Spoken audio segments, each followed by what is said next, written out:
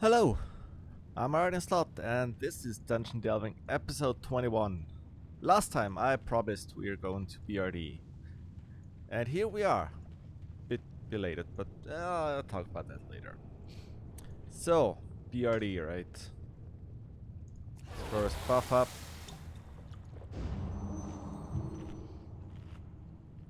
Big dungeon. 19 bosses if I remember correctly. And we're gonna do all of them, or attempt all of them at least. Now, if you want to do only portions of dungeons, there are mole machines that can take you to 2 checkpoints within the dungeon.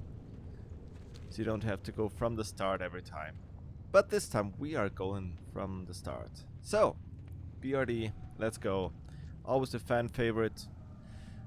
What was this? Attack speed increased by 20%. That's nice.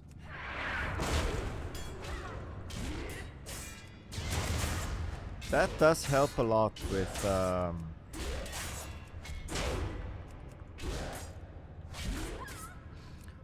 with my shield block and the so Emerage Overseers don't really seem to be doing much of anything.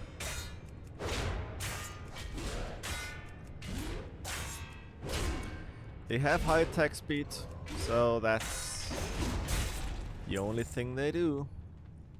If or was he a warden? What does the warden do? If memory serves it correct, they do root you. They do. Oh yeah, they net you. However, unlike most enemies that net you, they do not go on net you and then go into range to dodge your melee.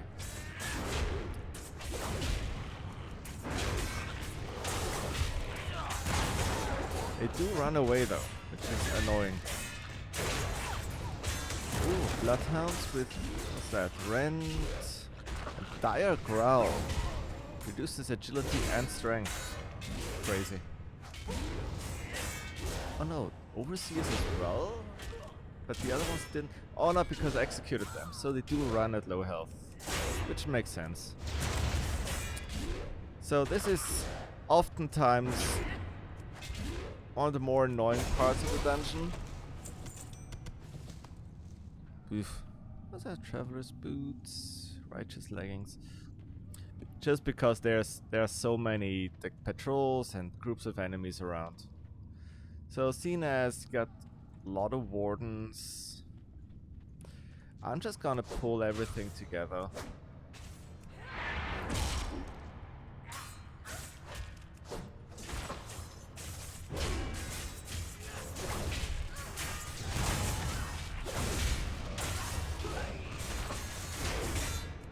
And then tank it as it comes. That's gonna be fine.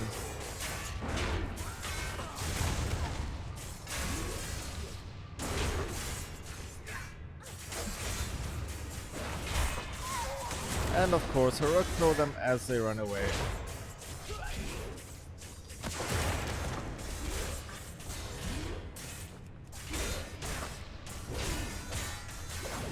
Yeah, that's like one thing I will say about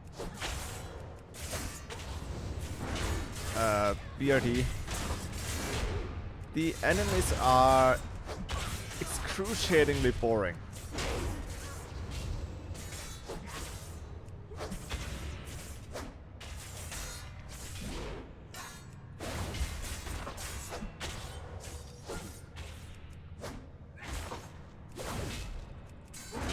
Simply because their abilities are really lackluster.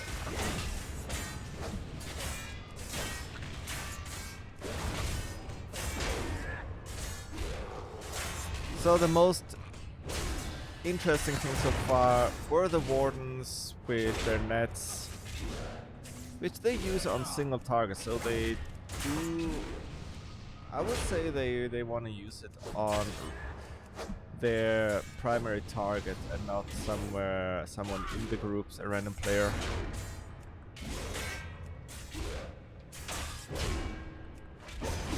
There we go.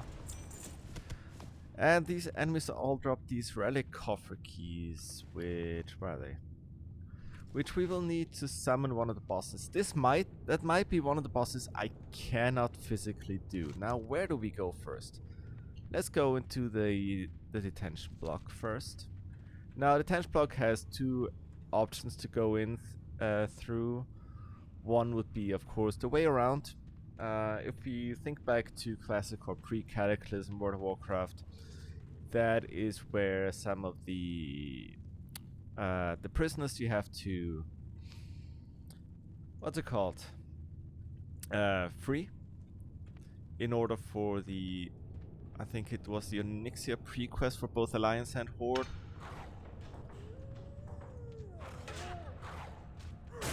Oh, Twilight's Hammer Fortress, that's a new one. So what do we got?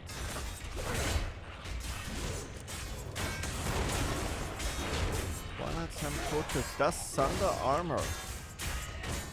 Yeah. And Disarm. Oh my god. And Shadow Warp. Wait, did the others Thunder Armor? No, it didn't. Surely not. No. Oh no, the Guardsman. Okay, so the Guardsman has Thunder Armor. The Twilight and Disarm, which is annoying.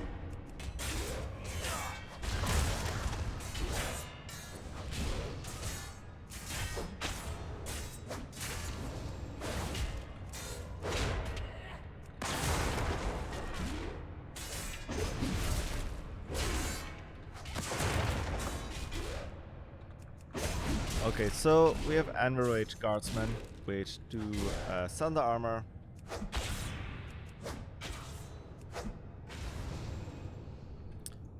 And Disarm you, which supremely annoying. That is actually supremely annoying. There's a supply room door. And that... Oh, okay, I think, if I remember correctly, the Alliance prisoner you free, you have to go to the supply room because his stuff is in this crate. I only did it like once or twice, so I'm not entirely certain. Yeah, and you have the Twilight's Hammer Tortures, which do a Shadow Warp Pain.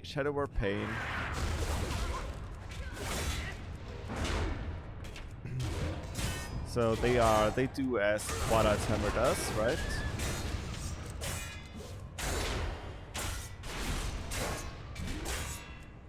Now that's... Now in groups that can be a bit annoying, I'm not gonna lie. I mean, you have the Disarm, you have the Thunder Armor, which... Oh wait, no, where's armor? Where's armor?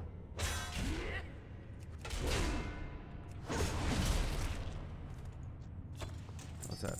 That's 581 armor, and it...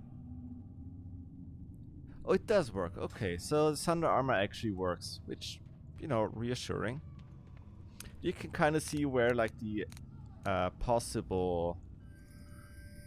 The openable rooms are. They do no longer need require... Oh, they do! They do require a key. I'm sorry, that... The other one did not. Well, okay. But you can see like where the doors are that you can open, which is quite nice. So again, more groups of guardsmen, torturers. It's kind of interesting how the first group that you had still had like guardsmen, wardens, and bloodhounds, and torturers. Sorry. And subsequent groups only had the guardsmen and the Twilight's Hammer Torturers to kind of distinguish themselves from the groups in the big open room. Well, the big open room, you know. So, okay, of course, this door is locked. The key is... I'm not sure if it's still available. We'll have to see. 3 guardsmen and a torturer. I'm gonna go for the torture first here. Just because the disarm isn't that annoying compared to, say, the Shadowboard Pain, which can deal more damage.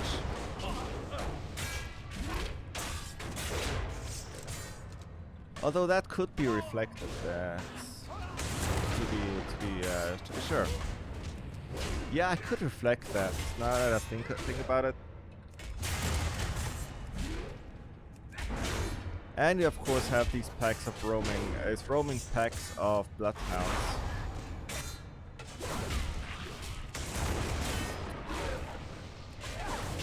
Which are, despite their rend and direct growl, not really a threat. Like, let's not pretend that 3 normal mobs are a threat to any class whatsoever. Now here we have Hein Turgid Kirsten. She is part of the Twilight's Hammer. However, we're gonna save her for later. I think she has the Selkie as well. Got more torches, more bloodhounds. A warden! Ah, warden is back. This is very nice.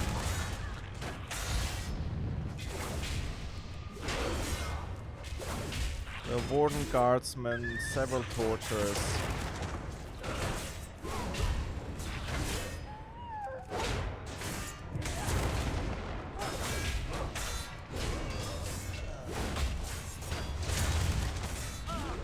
So again, content with the root, content with the disarm, and the thunder armor. Which, I mean, at this point in the game,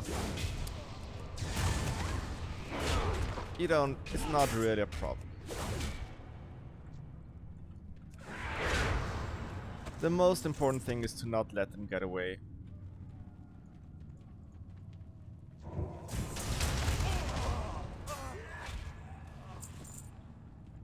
So, another locked cell door. But we're gonna deal with those. I think the Inquisitor does drop.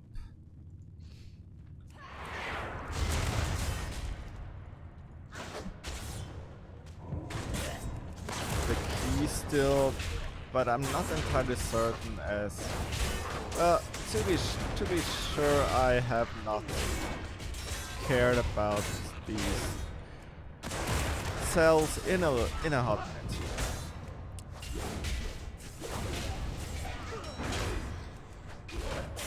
So while we deal with these groups of enemies, you maybe have noticed, or probably have not noticed, but it happens regardless. I have not uploaded since Tuesday. There was no Ellinger, there was no... Well, this is already late, so...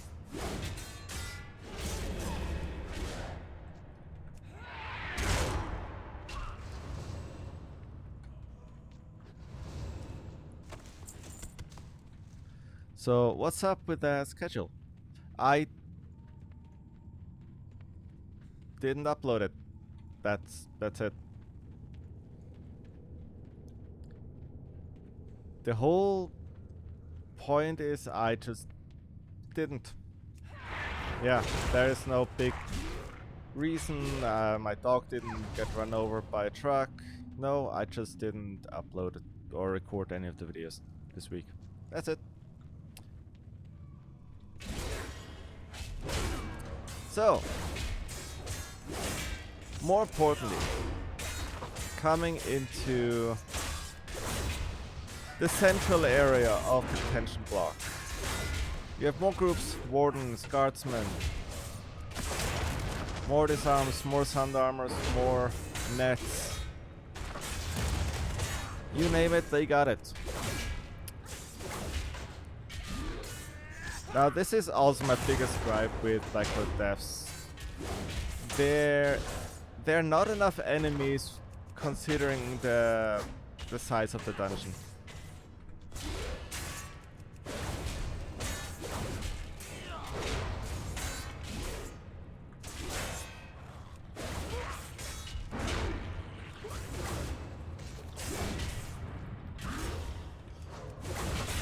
Like, how many wardens and guardsmen can you fit in this entrance area alone? And there's more afterwards.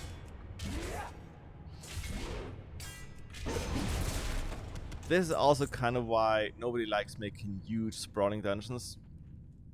It's just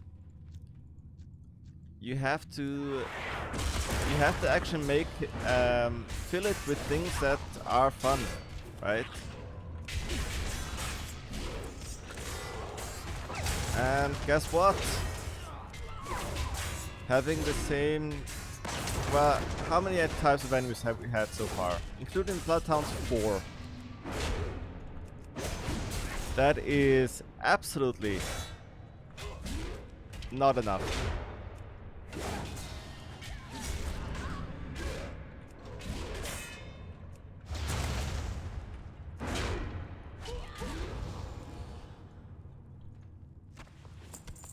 But we'll slog through it.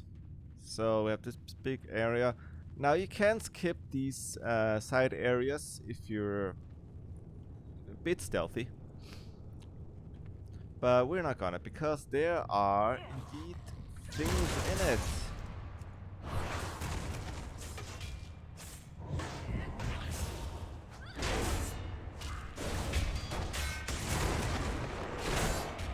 Gonna pop the trinket here and...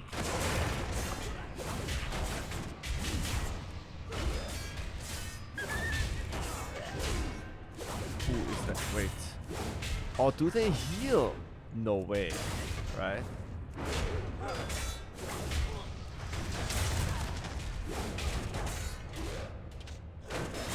I swear I saw them heal.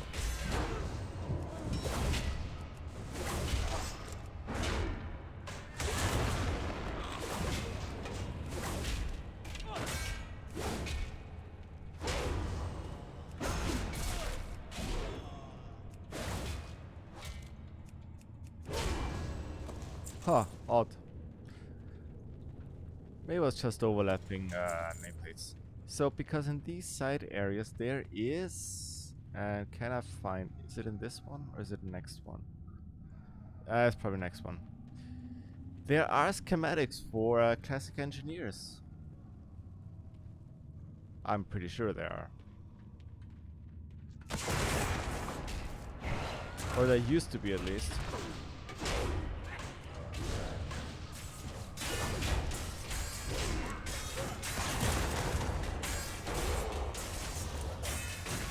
Let's disarm. Want to buy weapon chain. Oh well. Not more guardsmen.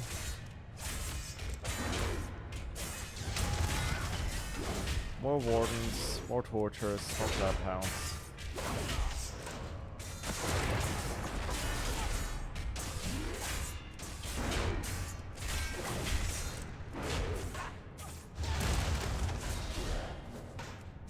But this should be the penultimate pack, really.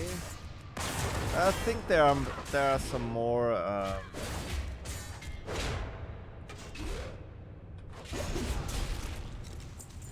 on the next bigger area, but we'll see. Because in one of these areas there is a schematic for a something. Or at least there used to be. I'm pretty sure there was. Or maybe it's like a rare spawn. I'm not sure. So here we have, last but not least, well, kind of least, High Integrity Gurstan. Now, we have a Warden here, 2 Bloodhounds and a Torture. And that's it. So I want to take out the Torture first and the Warden. Yeah.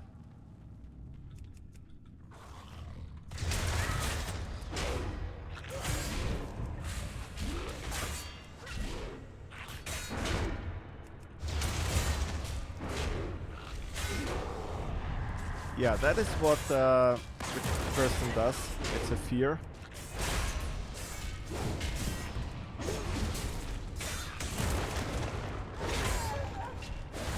So next up, the Warden. Yeah, it's is it a fear or is it a horrifying gaze? I'm not sure.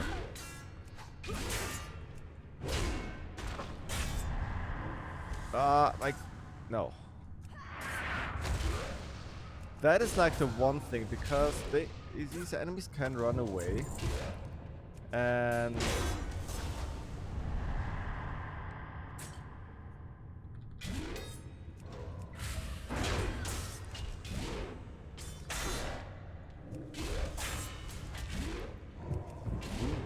okay.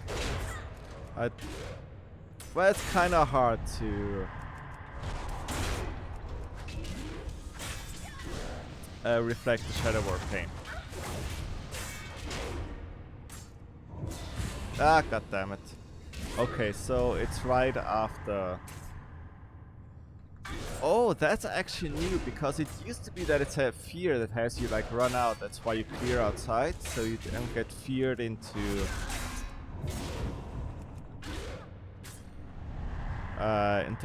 the mobs outside. But now it's an immobilization, which makes it so much easier. Okay, so yeah, I could reflect the it. It's a lot of damage, obviously, but it's okay. Oh, I have to readjust my keyboard there.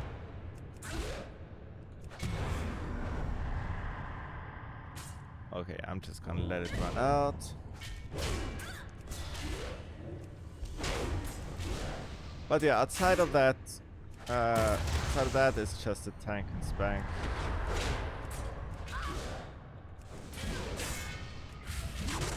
Now we're gonna reflect the dot again. This is fine. Oh yeah, and we can use ignore pain as well. I kind of forgot. Oh, and she casts a shield on herself, which is quite nice. It's not a very effective shield, but it's a shield. It's like, come on. But now in execute range, this is all but over. And we get the prison cell key. Oh yeah. And now we can open the prison cells. I am very sorry. I got this wrong. Yeah, the prison cell key, you would need it to rescue Dougal Stormwing. Well, actually, you would first rescue the guy who would rescue Dougal, maybe? No, wait. No, Dougal Stormwing is the guy that the Horde talks to for the Onyxia stuff, probably?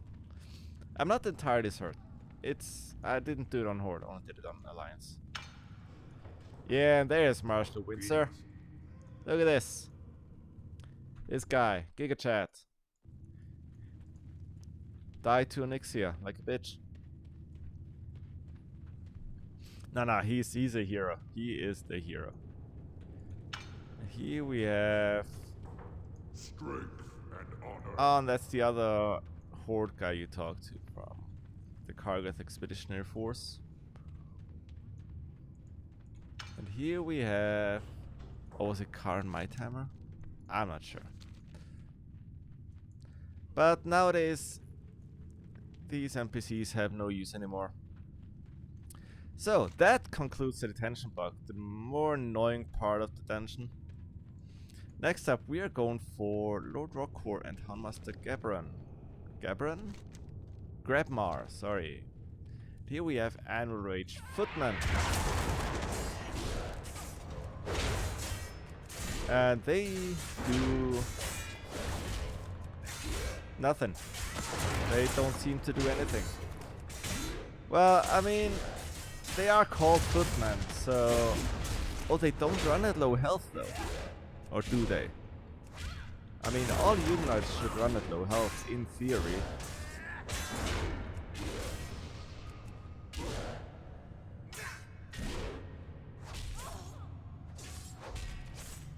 Yeah, they do. Okay. Another footman with 3 bloodhounds.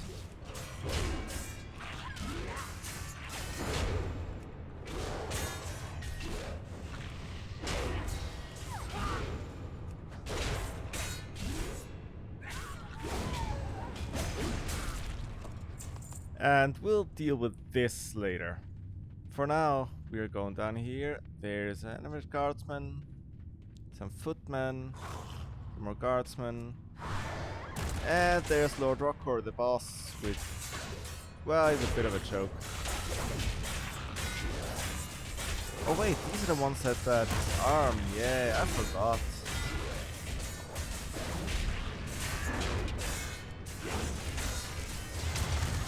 So yeah, so clearing out this pack has Lord Rockor come in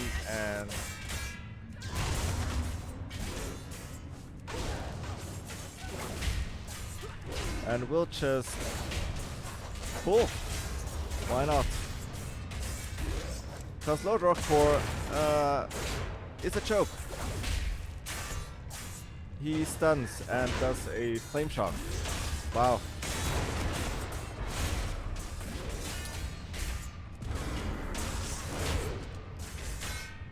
The more annoying is the ads. That's the most annoying part, really. But Lord Rockor himself, I mean, good job, you stunned me.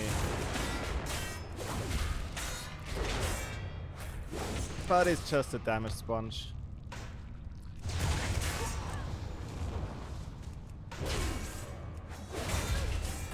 There we have. Let's add another pack. Why not?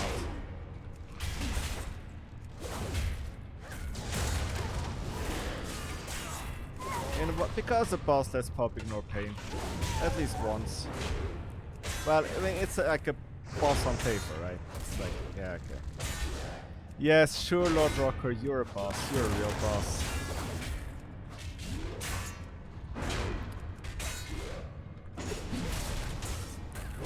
There we go, now I've cleared all the ads.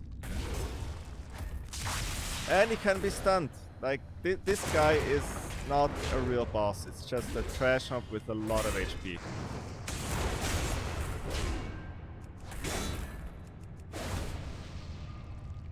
Oh nice, you stunned me. You flame shocked me. How much does the flame shock do? 13 damage. Oh no.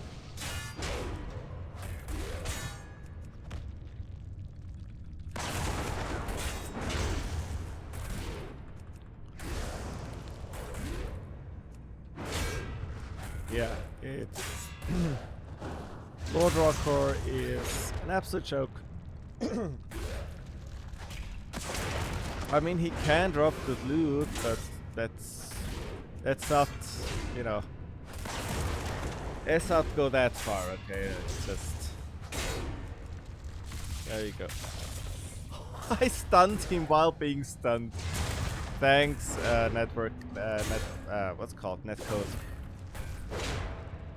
Okay, let's just finish this. He's down. He's in execute range. Big execute. Big shield slam. Big execute. And that's Lord Rockor. Didn't drop any loot, but I don't want any of that. What do we have here? Ooh, to be a Seacher. I think it's also part of the Alliance kind of thing. Alliance and Onyxia Prequest. So, finally, a new enemy, a Fire Guard. He does a fireball. How much damage does it do? Oh my god, 800 damage. And it deals magical damage with every hit. That is amazing. And that's it. So before we clear this part, we are going for the next boss, which is Handmaster Grebmar. Where is he? There he is. So there's a lot of bloodhounds, and of course they all have their respective dots. However, I don't care.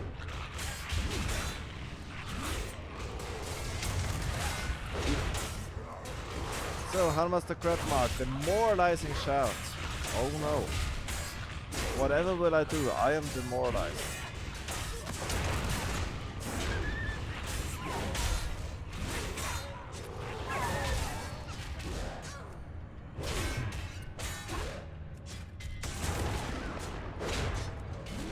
So, but that is really the crux with having these like large and sprawling dungeons. You're running out of like boss mechanics. I mean, he does a demoralizing shout. That's his mechanic. And he oh no, I forgot. And he has a bloodlust for 30% higher casting speed, which can be can be dispelled. Oh no. I might have to use ignore. Let's use ignore pain. Why not? It's a boss. At least use it on bosses. I am not. No, I'm not using any rapier.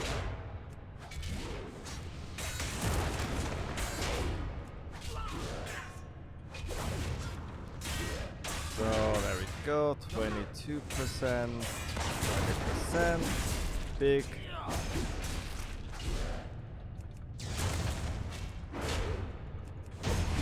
And there we go. Handmaster Grabmar did not drop anything. The dogs did drop some things. Oh, that's the prison cell. Yeah, yeah. So that was the boss. Now, do not jump down there. This will... Can you? You cannot.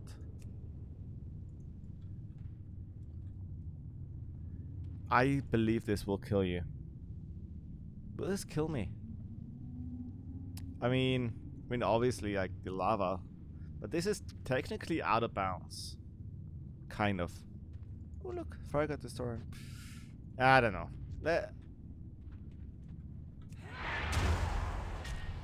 Oh no, you get here. You get here.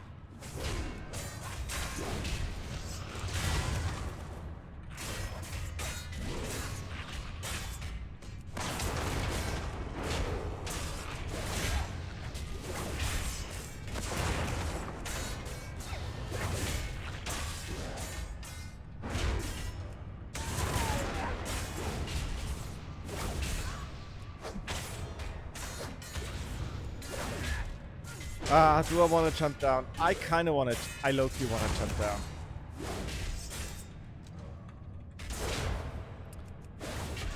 I'm gonna jump down.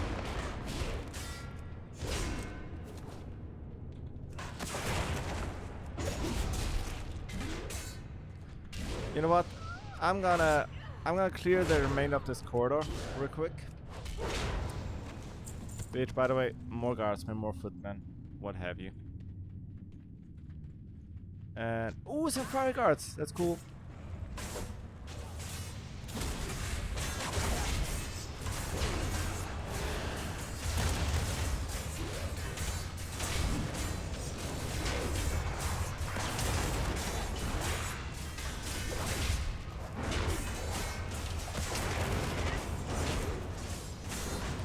And then I'm gonna jump out. I'm gonna do it.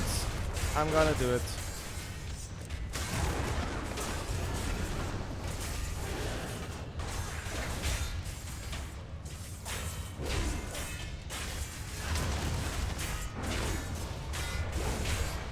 Let me just quickly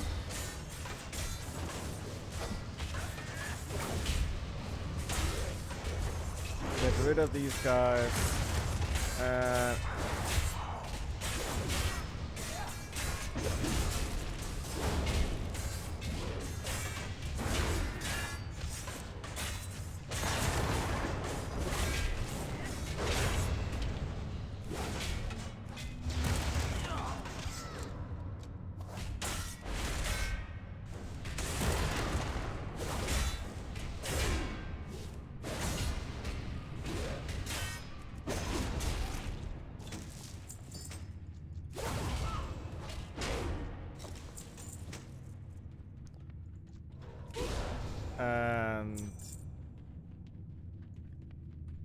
Ooh, and there's another cell door with Schildinger. Yeah. Okay. Okay, will it like... No, it won't delete my keys, obviously. Yeah, no. You know what? I'm gonna jump out. I'm gonna do it. I'm gonna do it. Now, if you find yourself in like in a very stressful situation, do not jump out a window. That's my advice.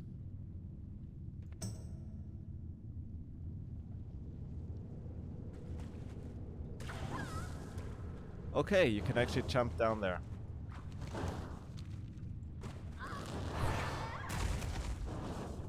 And it's like, oh, it's like a flat lava sea. Okay, unfortunately, there's no getting out, so...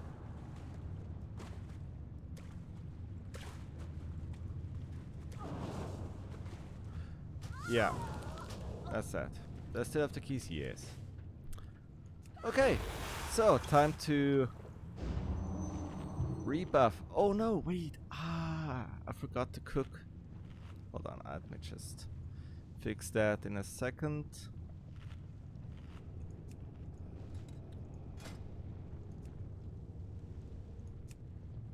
That's the one, yeah. Just quickly make a stack. Well, that little detour cost me like 50 gold. Great. Love it.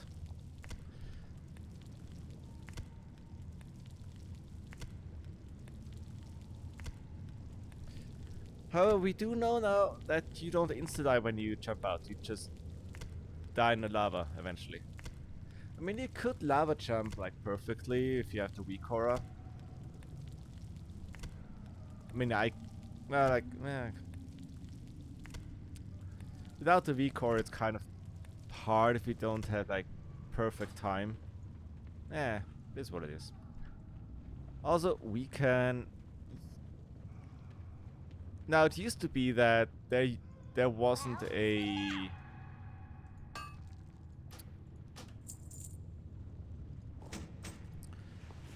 There wasn't a repair vendor up until in the whole dungeon. I believe the Cataclysm added Yuka screw piper, screw spigot, close, which makes it much easier. Not gonna lie. So next up we have the Ring of Law. Now, for a lot of people that aren't familiar with BRD, this might seem very, very confusing where to go, where should I go, where to get places. But if you just... sorry. That's the wrong way. You just go and do one boss after the other. Eventually you get to the end. It's not that confusing, really. So there was still a couple more enemies here. It's just the one pack, if I'm correct.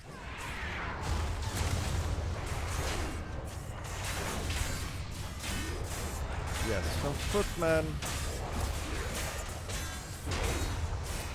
And 2 fire guards.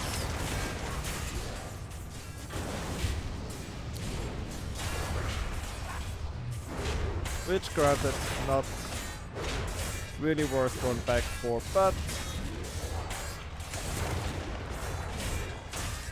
there's no reason to leave any of the Dark Iron alive to begin with.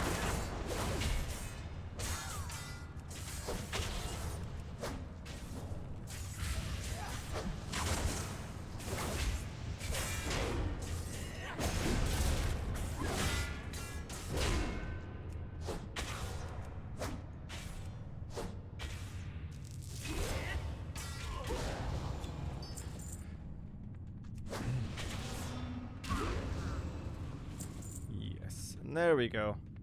Oh wait, one more cell door. With... Oh, these guys! So in the Alliance Nixa pre-quest where you break out Marshal Windsor, you actually have to kill these two. It's kind of cool. Damn, my throat is dry. So... Now, next boss, the Ring of Law. Now, when someone is in Classic says, let's do arena runs, this is what they mean. Now, the Ring of Law has 4 or 5 different, no, 5 different bosses that can spawn.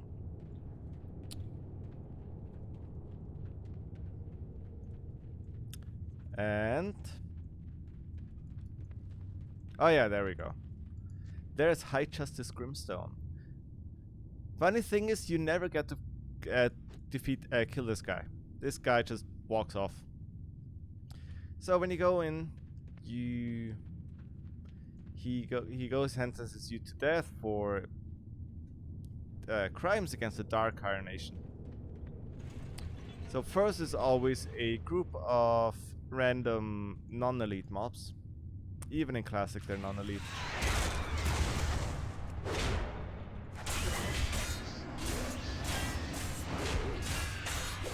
Or 2 groups even.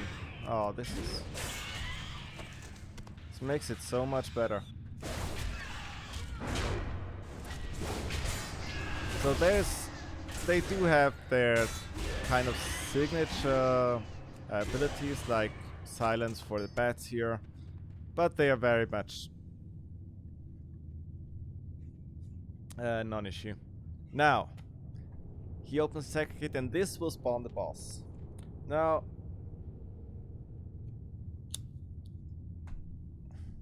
boss is all random. You cannot tell by in any way, shape, or form.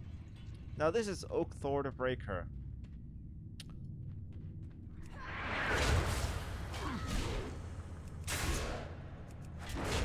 It's a full. Does Arcane Explosion.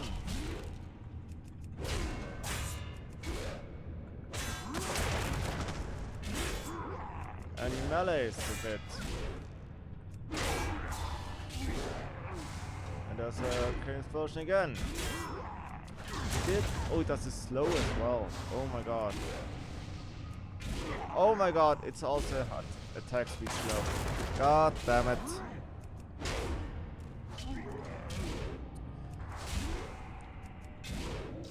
Oh, and there's an Arcane Bolt which did not a lot of damage. So again, it's a boss that has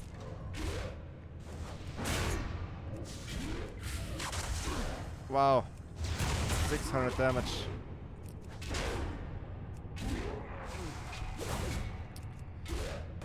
It's a boss that... No, it's not a boss. He has 3 abilities. Barely counts as a boss, let's be real.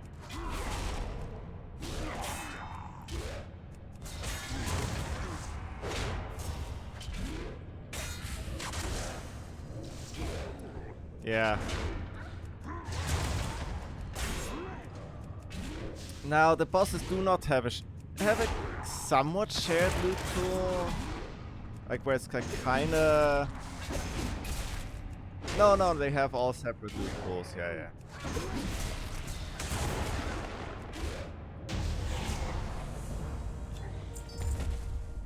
Now, does the Ring of Law actually show up?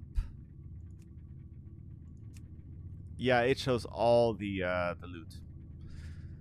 So, what most people were after at the time was the Savage Gladiator stuff, which oh, it actually has an inactive set bonus. Okay, it's actually bad. No, it's actually good. 30. Wait, it's actually. Wait, it's actually. Wait, it's even without the. You can only get. Oh yeah.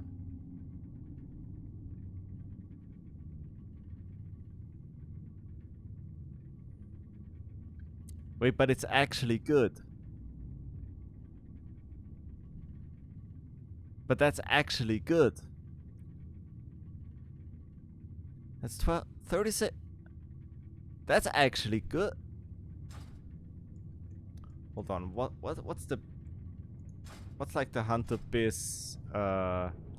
Sorry, small tangent here. What's the actual hunter biz chest plate? I think it was Ulduar. No, it wasn't Ulduar. It was Burning Crusade, I believe. So where's Hunter? Hunter. There we go. Chest. Look at this. Okay, it doesn't have sockets, but oh my god, it's actually good. I should get on my shaman. I should get on my shaman. Okay. Anyway, sorry. I have arena runs in my future. Excuse me. So, oh, hello.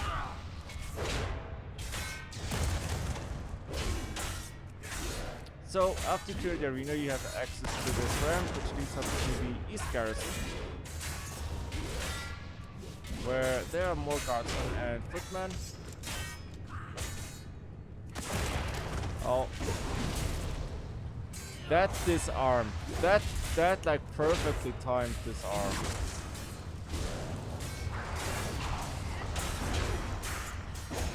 I mean, to be fair, if I were to run away from an enemy, I'd also disarm just as I was running away. Not gonna lie.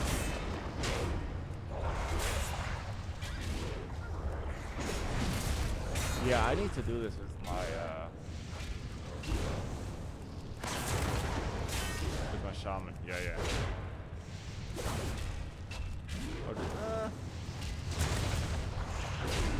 Or a hunter. Okay, so East Garrison, right? Lots more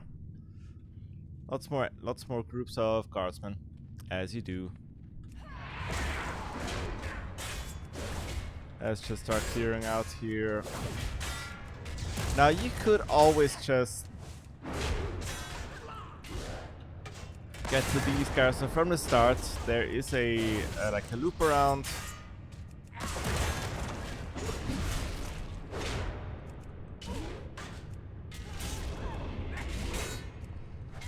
Just give me 1 second.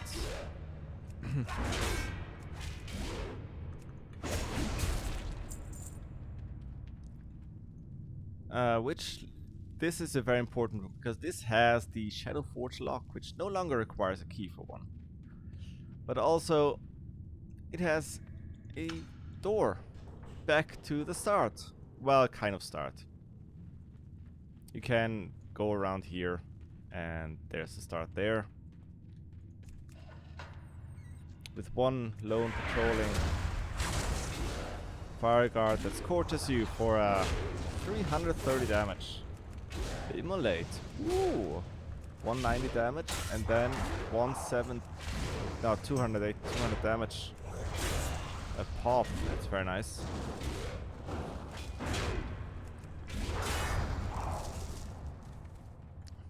And this loops back to the start. So before we go to the East Garrison, we're gonna take a little detour and go towards Belgar. Because this is one of the more annoying parts of the dungeon. Well, another annoying part. So you have several groups and they all have medics, soldiers, and the officer.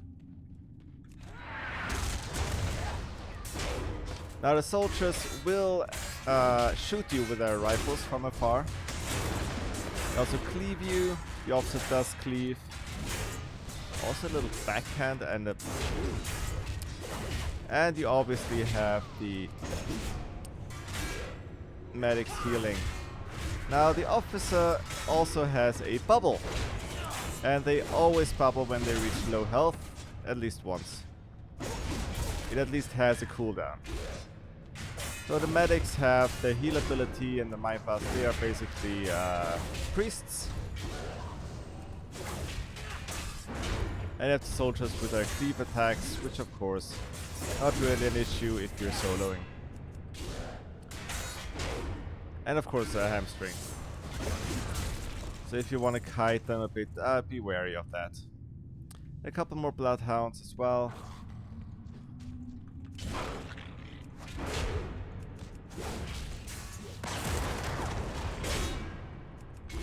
Not even gonna shield block for that.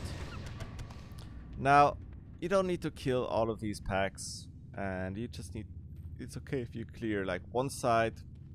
There is at least like 2 blazing fire guards.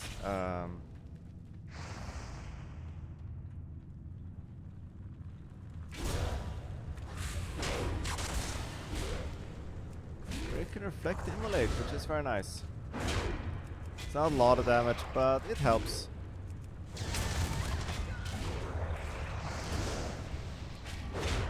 Oh, it's also flame shock.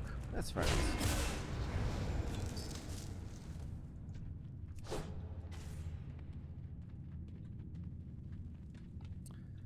So the most important thing here is to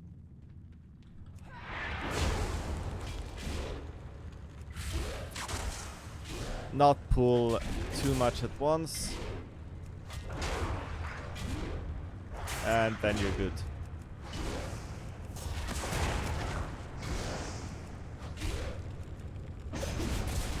Now, oddly enough, the soldiers do not run at low health.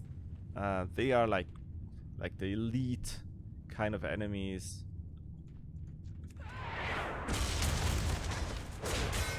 And also the officers and medics do not run at low health, which is very convenient.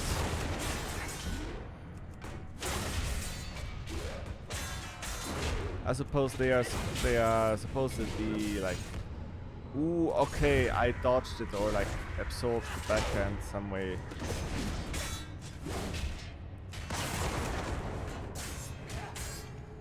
I was wait for the bubble to disappear. Okay. Okay, that backhand is like extra annoying right now.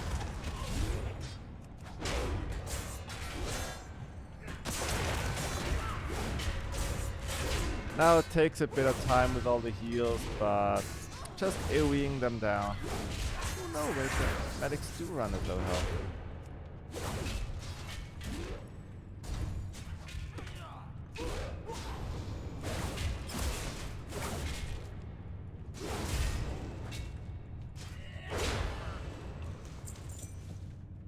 Oh no.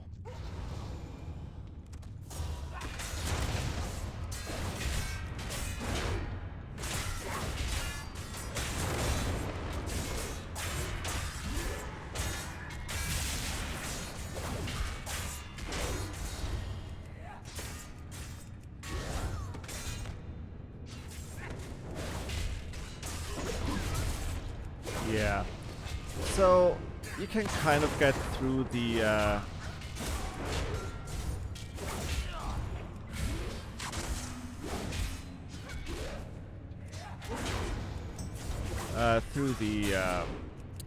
what's it called? The bubble on the officers with a well-timed, say, executability. Now I didn't want to pull these guys, but I let one guy escape, so it is what it is. Now there is a roaming pack of these enraged soldiers back here.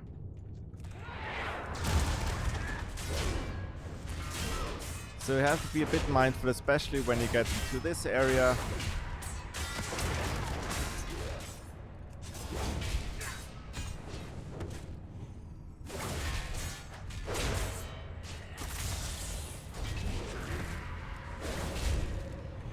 Ah, damn it.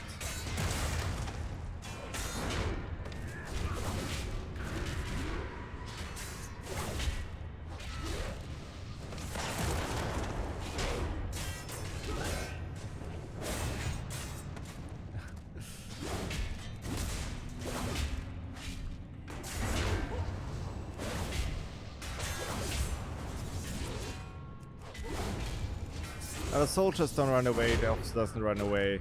Well, he runs away when not he's done, so you get the idea. But the medics do run away, which is fine. So got 2 more bloodhounds here. No roaming packs. The pack is like back there. Just engage.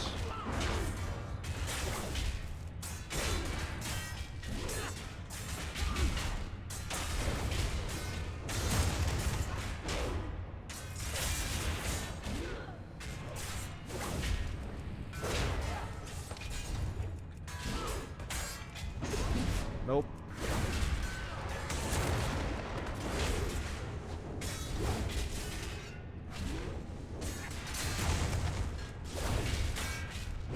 So if you really want to do this efficiently and not like me, then focus the medic first and then AoE the rest. Tank through the stuns and the cleaves.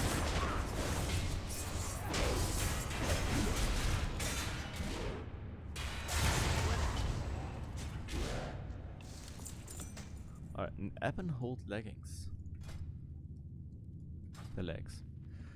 So there are 2 roaming packs here, and I don't want to pull them with the boss because I'm not that guy. So I'm gonna wait until they move a bit forward.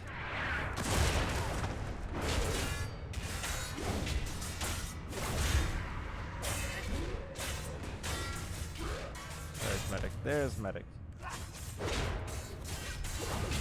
Now all the FPF officer will run away when you're stunned, but come back when you're unstunned, which is quite nice. There's also an enraged footman in there for good measure. Now they did run away, so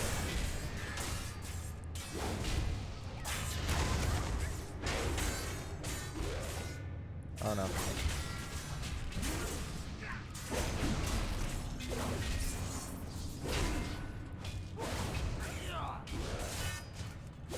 So especially around the boss, look out for these guys run away. That is really sneaky, honestly, not gonna lie. So the boss doesn't have too big of an aggro range, so you can really just go around the side here. No, it's only 1 minute.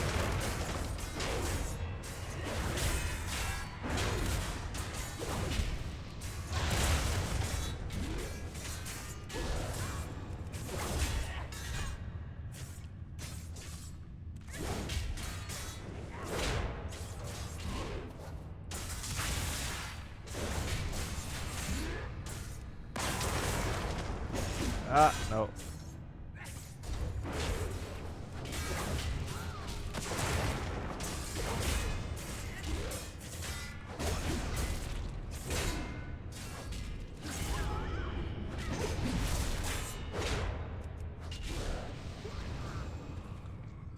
Okay, now, Bilgar, big guy.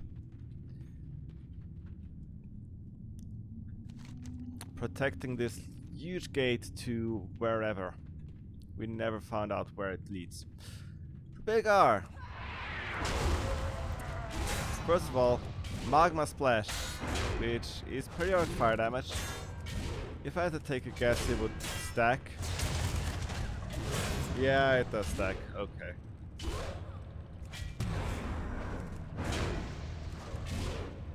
So it's a bit of a race against time.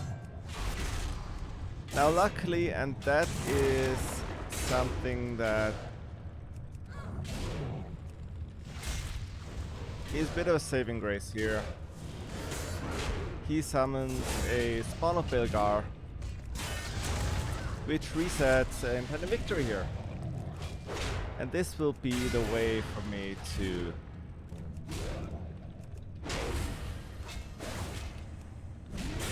oh no, I can't reflect it. Okay, can't reflect the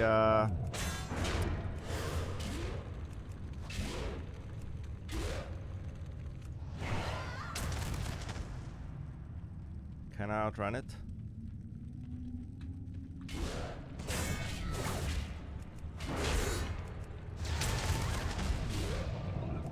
Oh, I can. Yes. Okay, so with like movement you can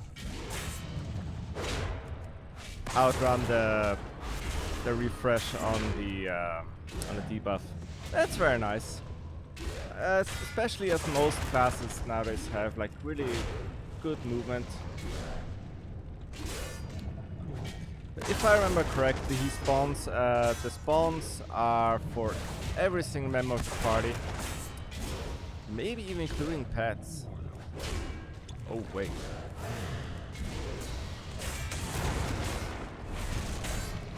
Oh, that was nasty.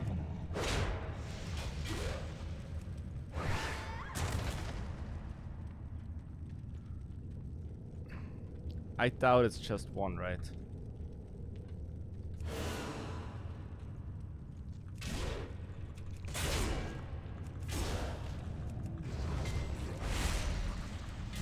Oh, just stacks to 3. Oh, okay, it's not like that difficult then.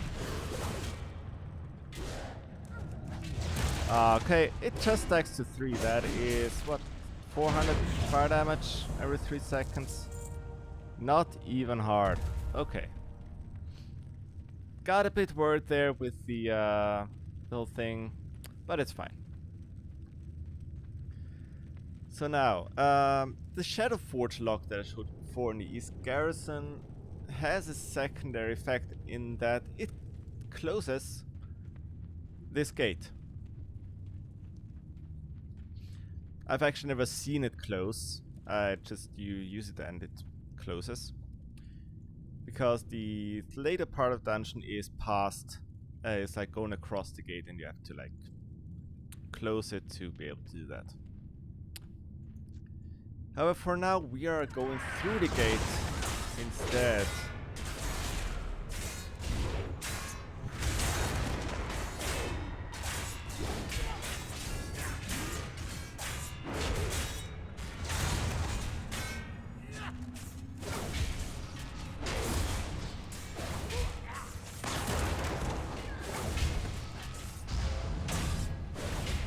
Content with these.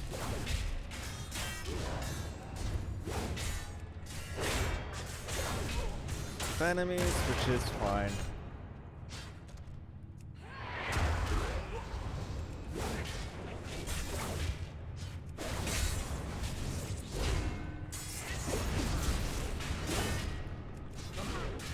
We get rid of those.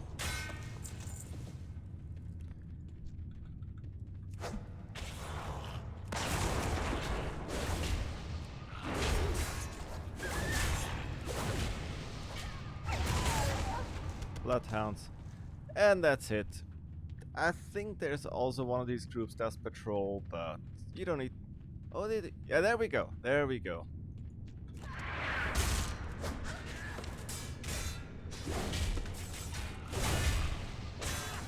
Medic. There we go, medic.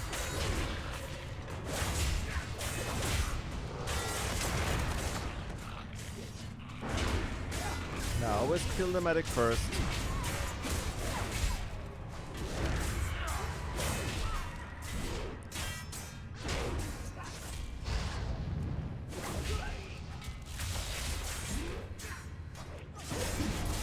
Then quickly execute the officer.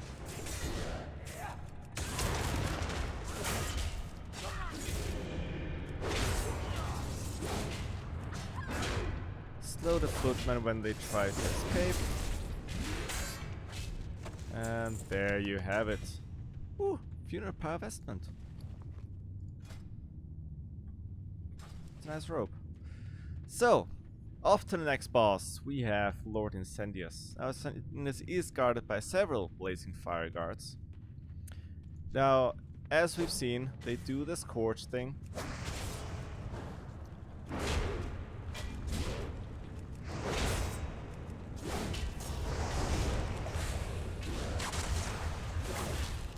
And Immolate and also Flame Shock, I believe, is in there. So very standard fire elementals.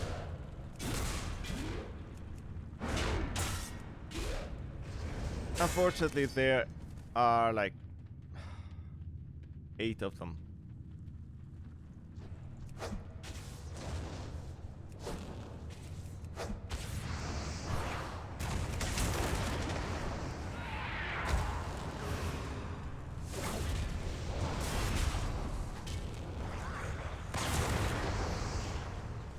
And I'm just gonna pull them around the corner here.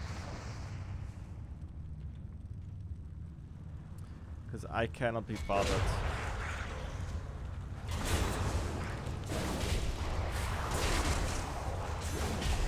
to clear them 2 by 2. But if you want to be safe, you're always gonna pull 2, you're never gonna just pull 1. So be mindful of that. If you have a bit on the squishier side.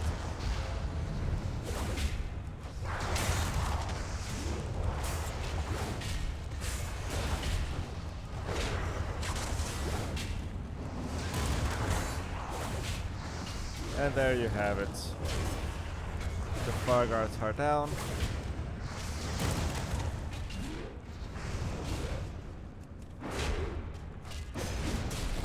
Thank you very much. And we have free reign over Lord Incendius. Now Lord Incendius, always described as a very difficult boss because he has one major mechanic, that is a knockback. And as you can see in this arena, you go down there, you're dead. You cannot... Well, there may be a...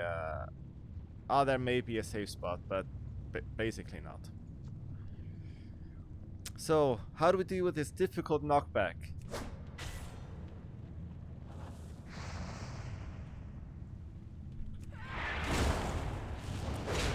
That is how we deal with this difficult knockback. So he has Fiery Burst as a Firestorm. Lots of fire damage, right? Lots. Can't reflect it, that's very annoying.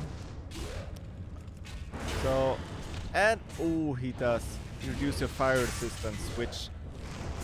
That's the thing, resistances don't work anymore. You're good. Now if it did say like increases fire damage taken by X%, that would still work. But the resistance stat, despite it being in the game, it's an empty stat. It does not work anymore. You don't have to worry about it. Which also makes some fights like Princess Uhuran in Temple of Ankh-Kiraj more difficult because you can't rely on nature resistance or frost resistance for Saffron and Naxxramas. So yeah, Fire Burst, Firestorm, and a debuff which decreases fire resistance.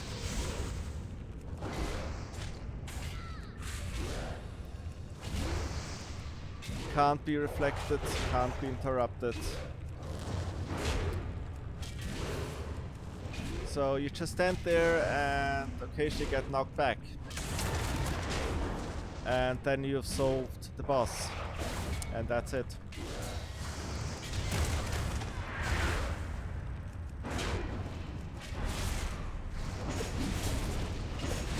There you go.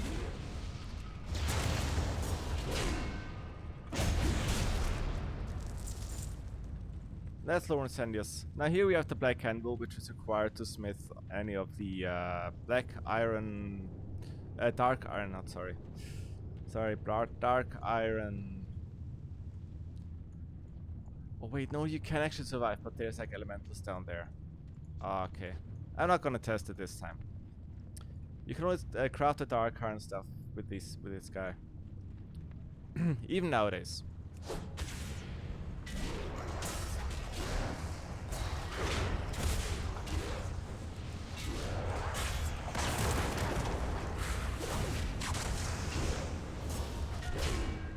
After him, there's 2 more Blazing Fire Guards.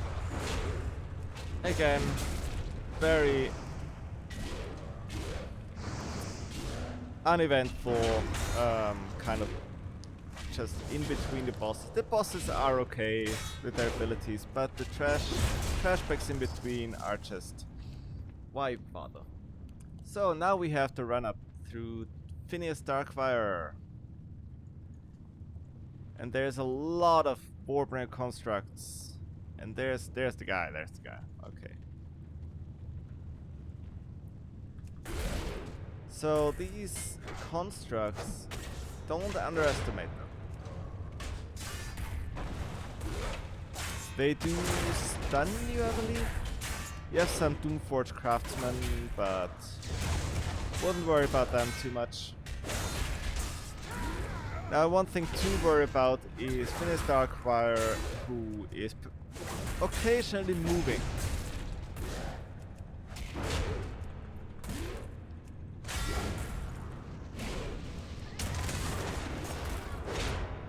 And I'm wanna wait for him to come down here.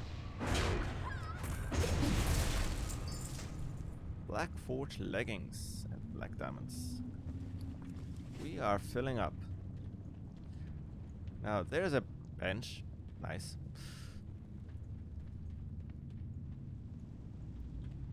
So before, because this has been going on for a while now, before we go up there, I need to go to the toilet. That is my priority right now. Hold on.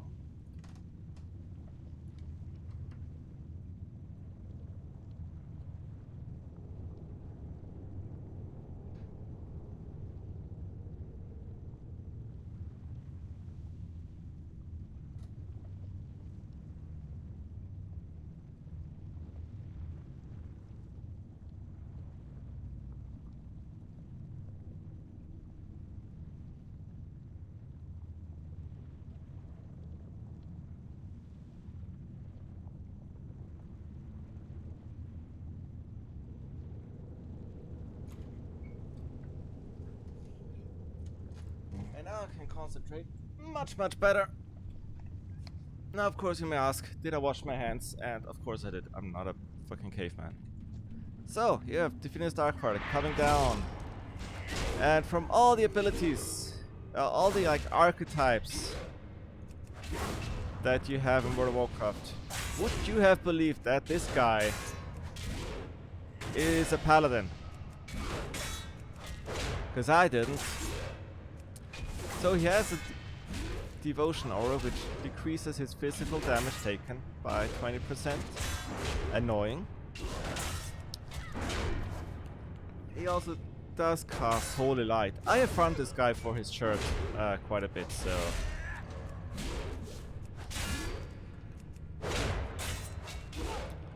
yeah, it's a paladin. And much like classic paladins, he doesn't really do anything. Has his aura.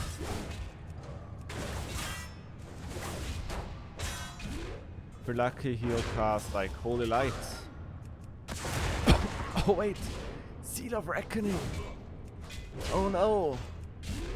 He's gaining health. And much like a classic paladin, it ain't a lot.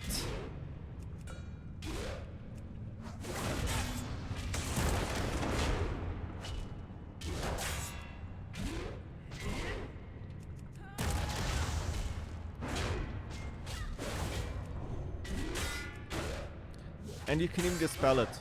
You could even dispel it as a... there's Holy Light. Oh no, can't have that. Now, I don't plan on letting him cast it, but if I remember correctly, it didn't heal for a lot, so... Oh. Yeah, no, it does not heal a lot.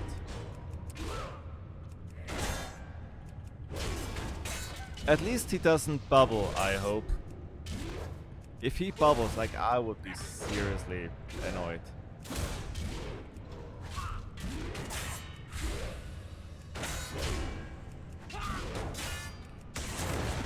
Can I reflect that? Probably not, right?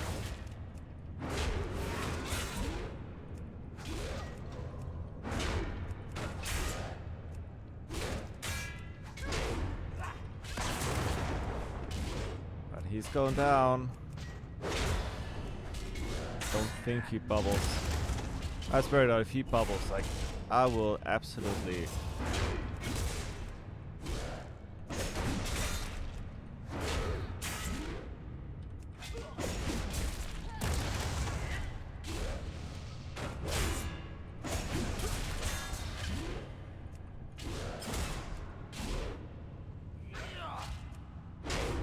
And there we go. That's been his Darkfire. He gave me the four-man's head protector, which is a pretty good helmet if you like versatility. Now, up the ramp, we have more Warbringer constructs, more non-elites. I'll just go pull a couple.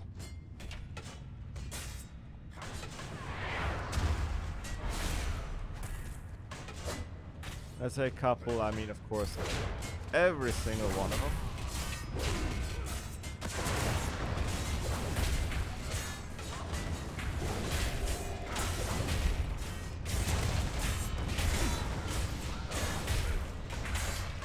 Ooh, I'm stunned.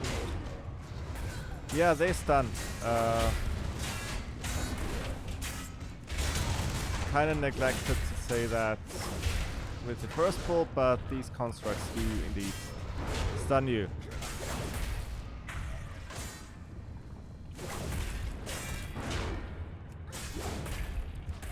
However,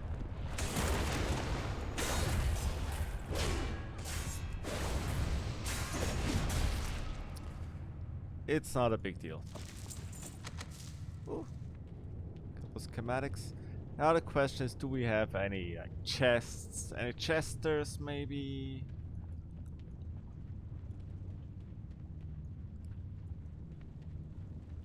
Sure as hell doesn't look like it. But that's fine. It is fine. I'll just pretend it is. Okay. So... nothing there? No, just a bench.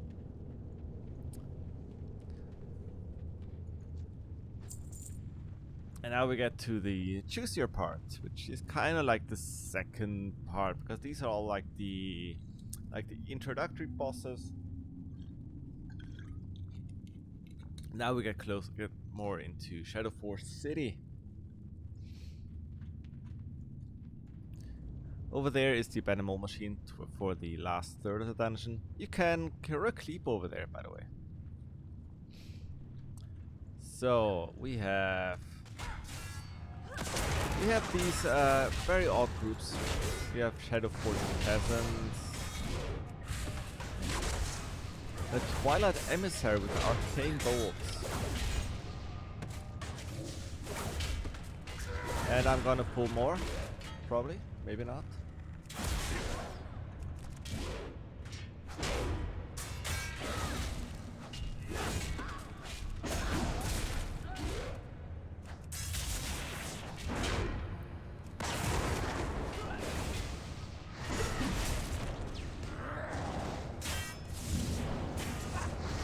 Oh, wait.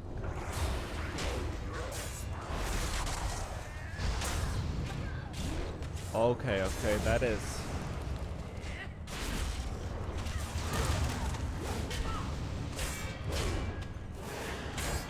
Whoa, that was close.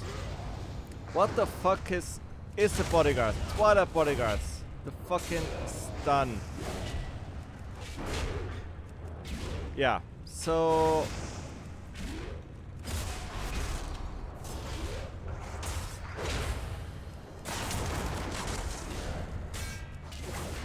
yeah, just die, please, thank you. So this is kind of like why you have to really...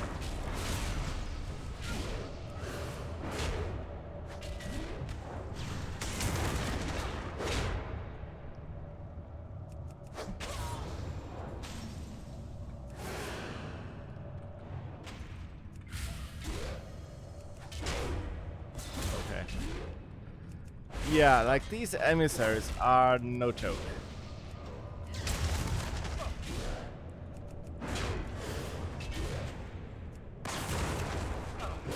They do not run out of mana.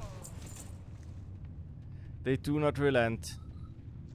Okay, turns out... oh, nice. Thorum armor. So, we've seen a number of abilities here. So we have Twilight Bodyguards with a stun. And, ooh, Fear of Ragnaros. Magic damage increased by 12. The Emissaries, which also, well, by 12. Do I? And the Shadowforge Peasants that aren't much of anything. So what I want to do is probably go for the... the stun is like not bad, not good.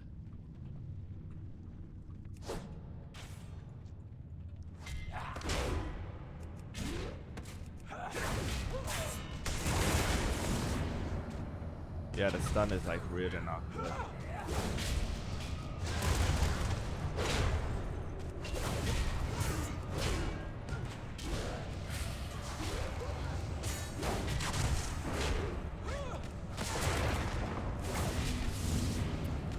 Yeah, that Fist of Ragnar was like, Jesus Christ.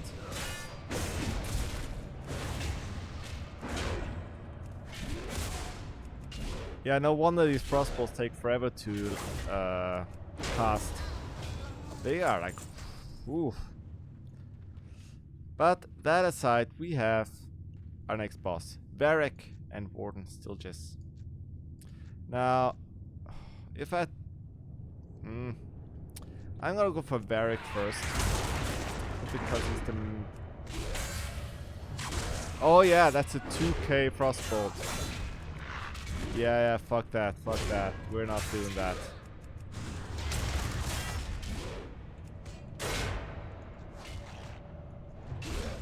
Yeah, that's an extra 1.3k.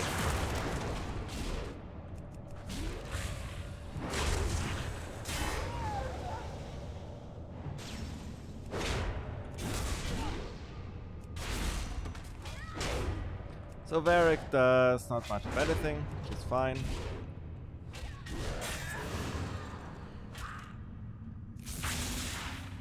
There you go.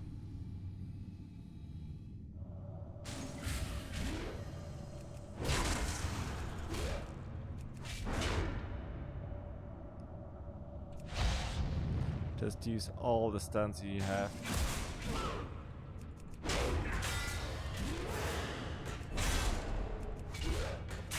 To control him.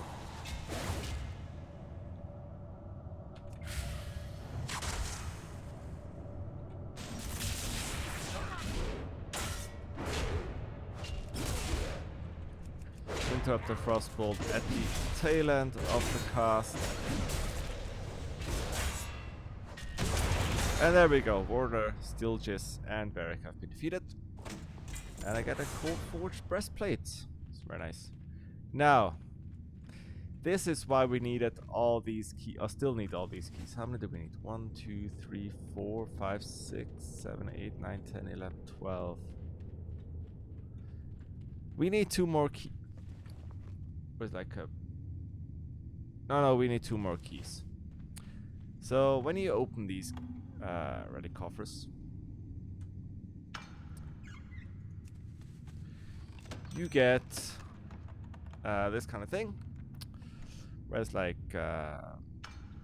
some grays. And when you open all of them,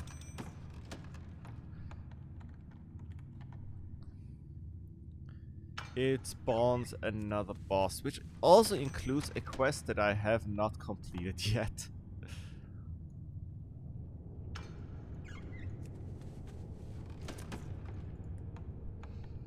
Now it only spawns if you open all of them and on the last one, basically, so... I really gonna need to like sell a lot of stuff.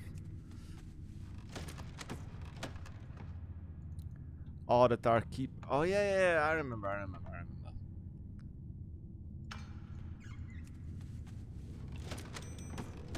You need a different key for that. There's a lot of... There used to be more keys, but there's still keys in here. I got 2 more. Now these can drop randomly from any enemies, so that's fine. You can of course open all these. Especially like the gem ones. Fat sack of coins, 1 gold. So you need Dark Keeper key. How do you get Dark Keeper key?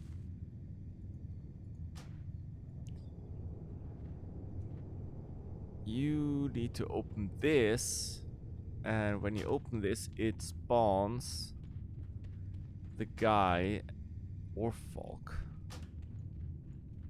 somewhere in the dungeon. I think that's how it works.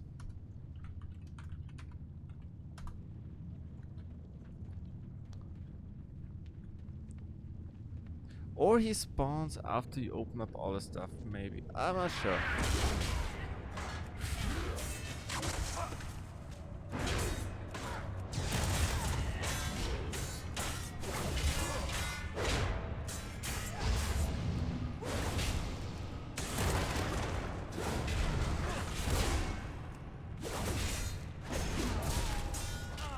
So here we have another group, Twilight Emissary. Let's focus this guy because they do a lot of damage. Gamma Rage Officer. Quick stun. Into execute, perfect. Now the domicile does not have any bosses, however. Oh yeah, the Twilight. I think there was a quest. I think it's a class quest. I'm not entirely certain. It wasn't the warrior one. I think it was the paladin one. We have to like burn these books. So up here, there's anything new? Peasant emissary.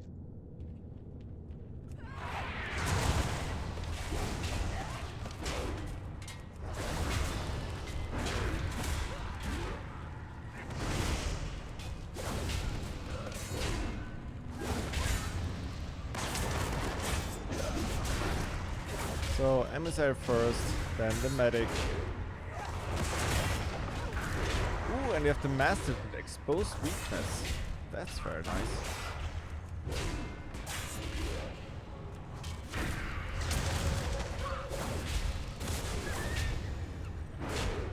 And you have to contend with these medics.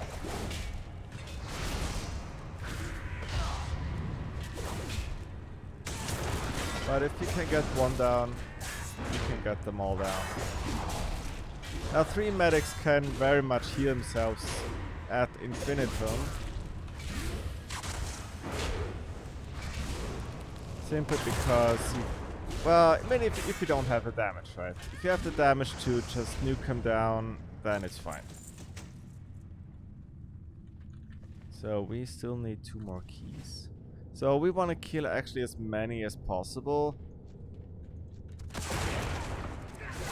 But to give you an idea of how uneventful this area of the dungeon is, or how useless, even in the LFR version, this gets entirely skipped.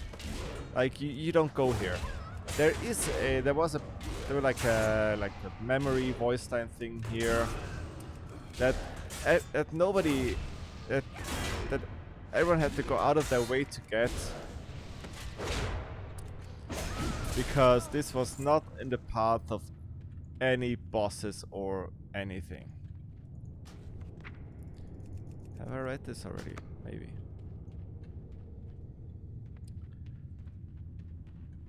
No hidden bosses, no nothing. So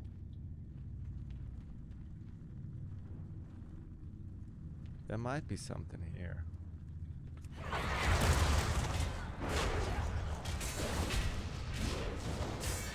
No, there wasn't.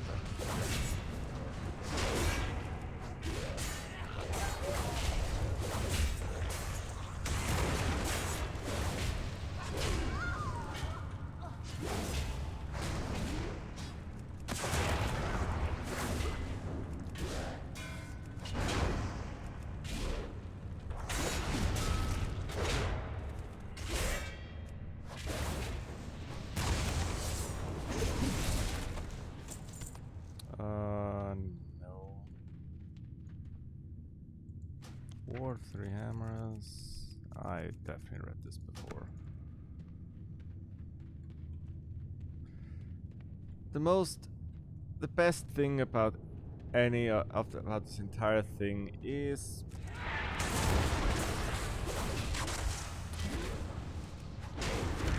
probably the books you can find here, maybe, but it's a bit of a stretch. No. That might be a problem.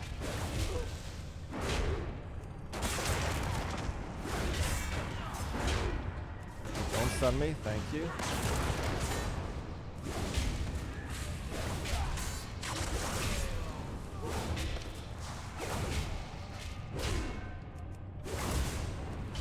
Okay. We're good, we're good, we're good. It's a bit worried there. Oh, this guy didn't even pull.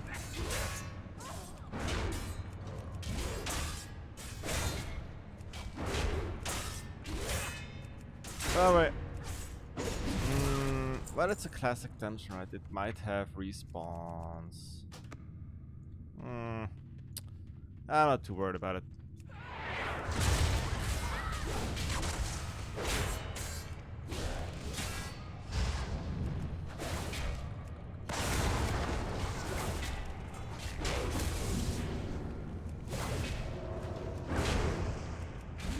Yeah, these emissaries are like bad news.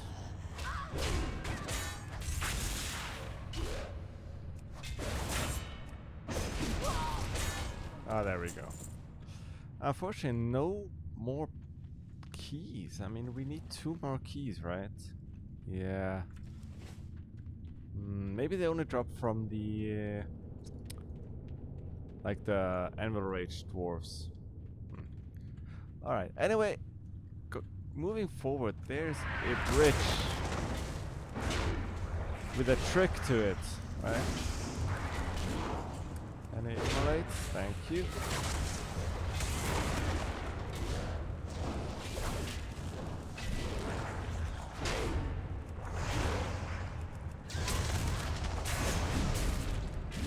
So when you cross this bridge, you trigger an event, and it's a repeatable event, so you can trigger it multiple times.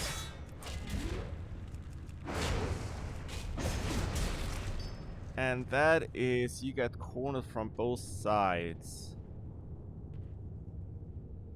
by Enraged Guardsmen. There are 2 coming from one side, 1 coming from the other. Now this event has a cooldown, but it can happen multiple times. It's on a it's on a cooldown, obviously. Like that's the.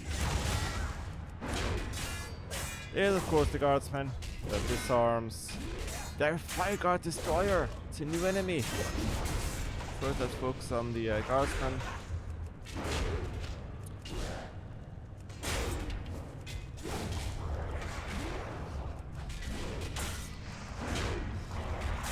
And that's like a flame shock kind of spell.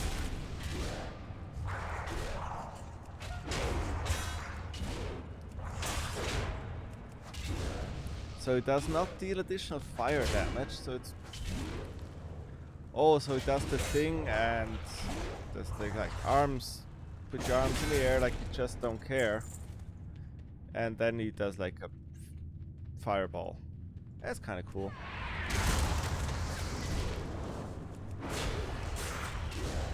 Okay, any immolators in the area? Thank you.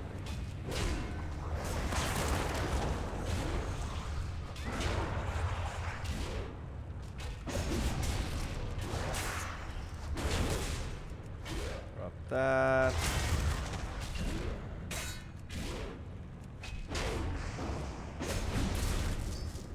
And here we have the Twilight part, well, the more Twilight part of this.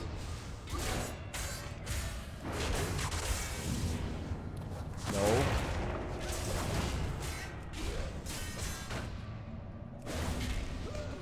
Oh no.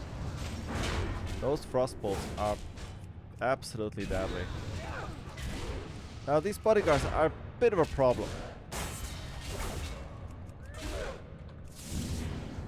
Because that's a 4-second stun.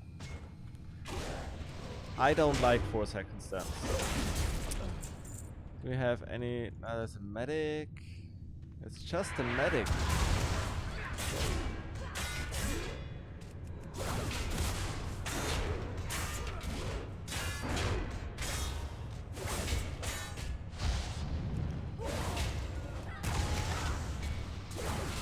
Well, that was an easy group.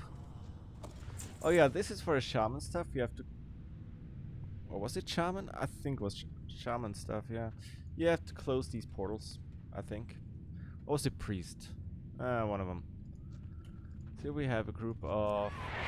Again.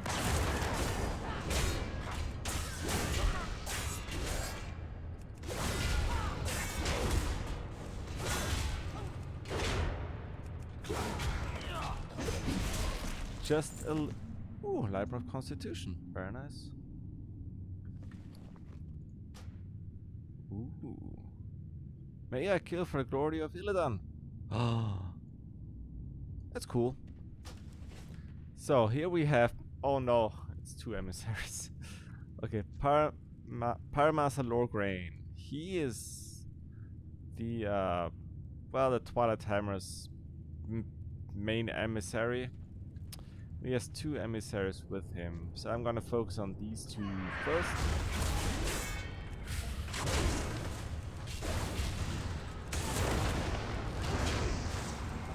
Ooh, he summons a Scorching Totem, which is very nice. Well, not... He is stunnable though, so that's fine.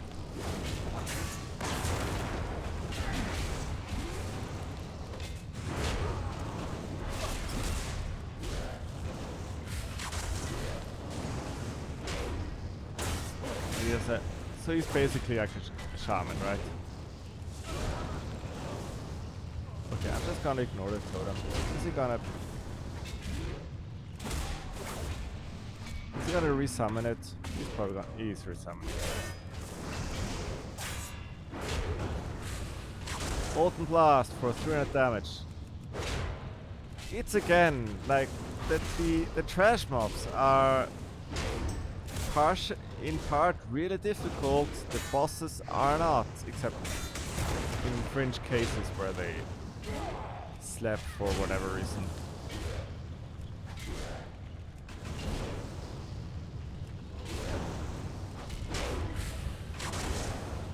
He does have the shielding fire. What? Shield against fire damage. Interesting. You can't shield against physical damage though. Haha.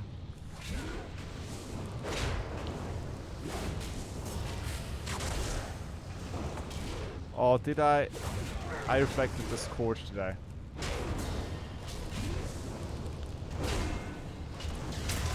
Yeah, this is like a bit of a non-boss, really. I mean, he is special in that he's the only like shaman kind of guy between all the Twilight people, but and he drops enchant weapon, fire weapon, which is nice. Smashing Star of the Aurora. Okay, well that concludes this part. And now we can go back to familiar ground with the arena. So I could kill these guys, but I don't wanna. Basically, the arena is... all of these enemies would be... all of these guys would be hostile. Until you clear the arena, then they are no longer. That's kind of the... So when you go in the East Garrison through the door and you go up here, they would all be hostile and you'd have a hard time. But if you do the arena, they're all neutral. You can still attack them, but there's not really a need to. Unless you need ready coffer keys like I do. Oh look, hello. Did you move? I should have pulled you before if I went... No.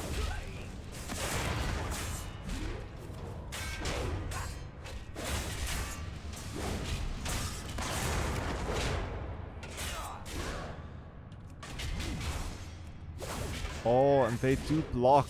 That's actually quite nice.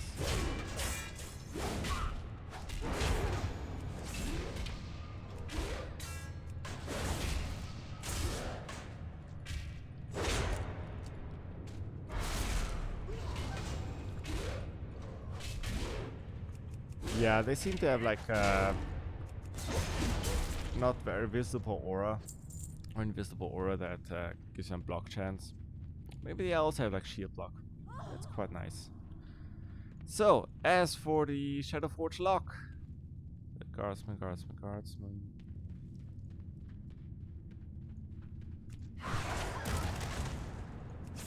All you have to do nowadays is click it.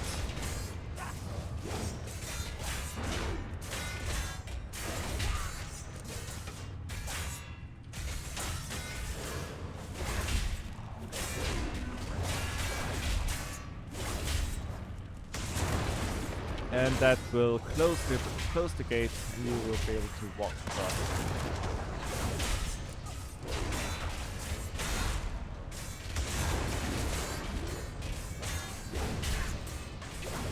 You may not want to pull all these guys, but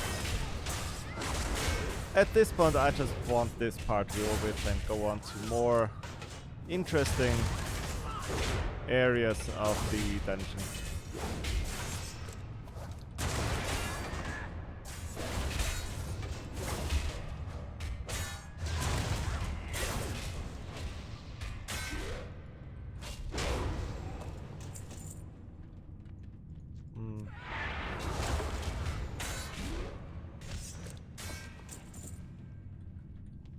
So, the lock is closed, you cannot reopen it, basically.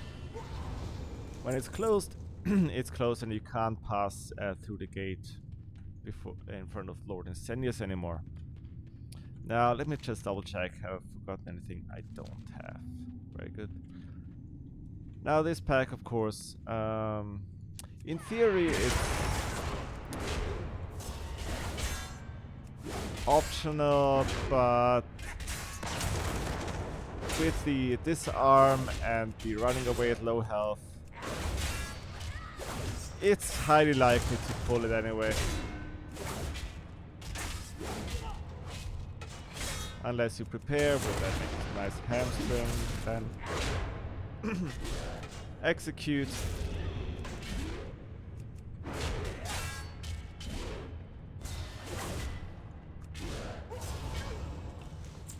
Alright. Oh, there's a...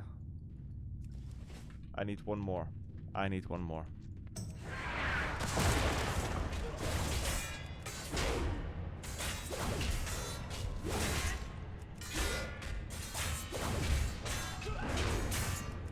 One more key and then I can summon the guy.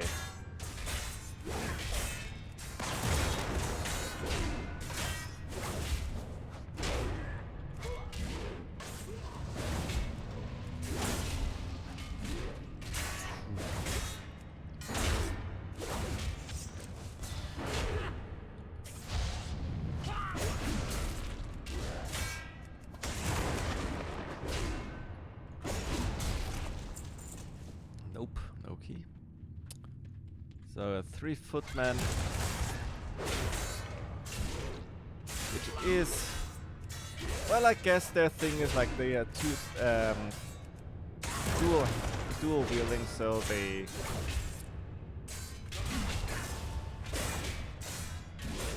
attack quite fast, and that's their shtick. Now this is actually going to be a long episode.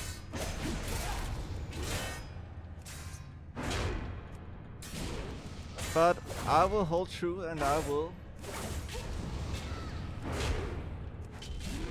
clear it all. Now, if the gate is not closed, then there would just be like a wall instead of the door. So, it needs to one more.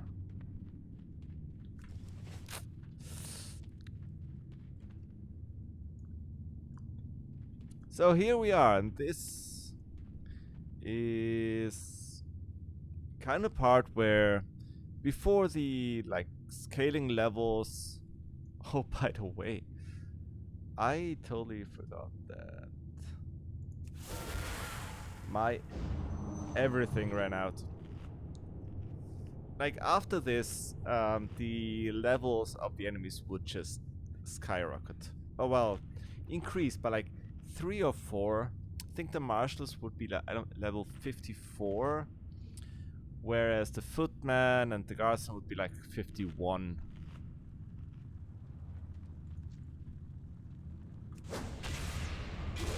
So, and here we have another Fire God Destroyer. We already saw one patrolling the area with Pyromonster Lorebrain. Quite easy, they're just melee enemies. Over here we have Dragoons and Marshals.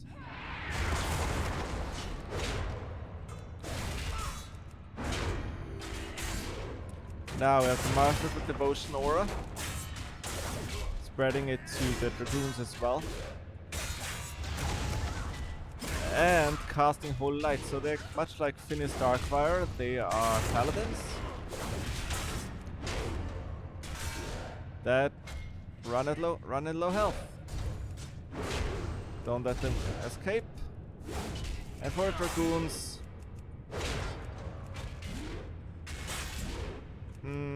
they seem to be like archetypical arms warriors, not really debuffing. Not very exciting. However, it's the mixture, right? You have these marshals, you have the dragoons, you have the destroyers. And you want to clear this part especially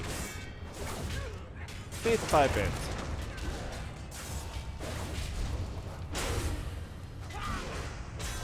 Okay, I can't reflect that, not that instant cast there.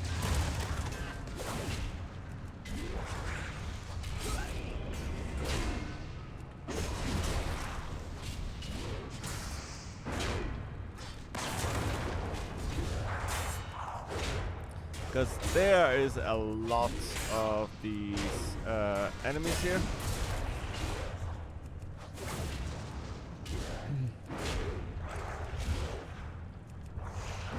But they aren't that big of a problem.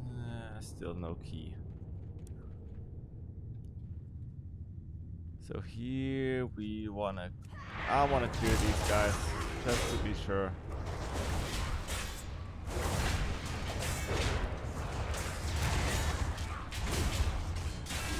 Now I did have a couple close calls, but so far it's been a quite easy going dungeon.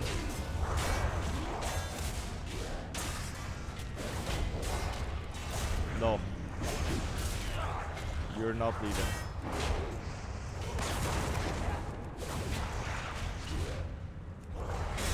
Slow you.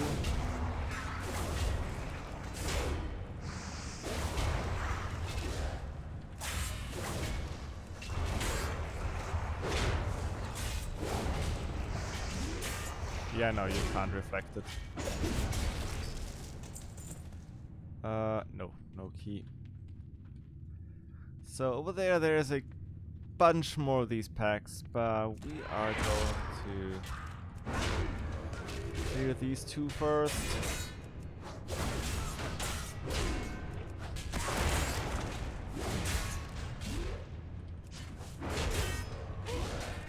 Take it slow, take it bit by bit, right?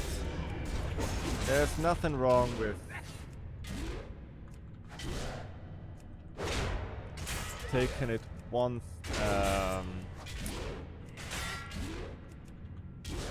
pack at a time. Sometimes when you're feeling confident, pull more, but you don't always need to pull more. Now there's the next boss, General Angerforge. But are we going to? I think we are. I think we are.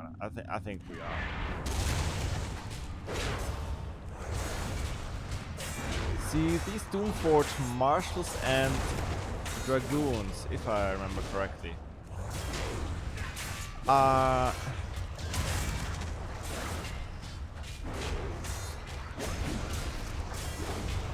the only sources of some rare classic leatherworking recipes. Namely the Black Dragon Scale armor. The marshals can can drop the recipe for the chest, I think. And I think only the dragoons can drop the boots, if I remember correctly. But I'm not entirely certain. So I'm gonna clear them out. The recipe, I'm not sure if it's bind on pick up the recipe, but just in case, I would like to have it. Let's put it that way.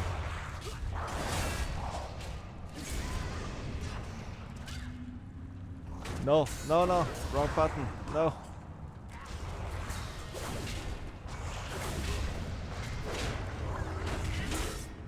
Okay. I might have wanted to save that trinket for the boss, but wait, no, I don't need it. Yeah. I don't think I need the trinket for the boss coming up.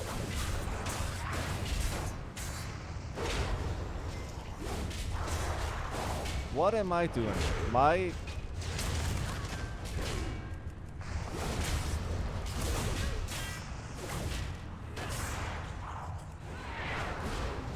I'm off my game.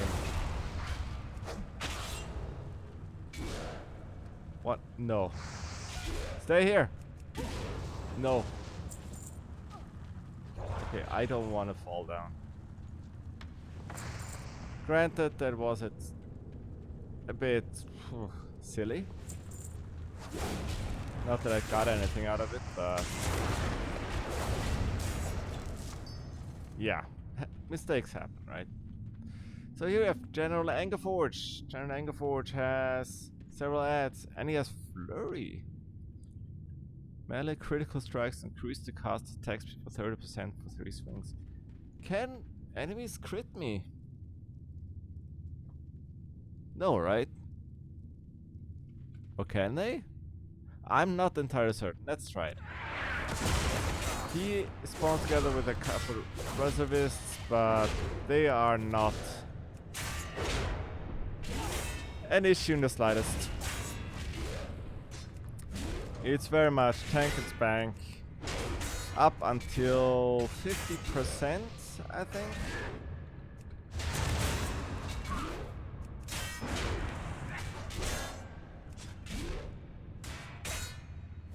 No, no, no, that's not Flurry. No, no, surely he can't crit me. Okay, I'm not 100%, not gonna lie. I have never given it much thought in like modern World of Warcraft whether enemies can crit me. Okay, I'm gonna say the stupid thing. If you know whether enemies can crit you in World of War in the War Within, leave a comment below. Oh, please don't unsubscribe. I'm sorry. Okay, eventually now, any moment now, the ads should spawn. Ah yes, there they come. Now these ads come with a number of medics.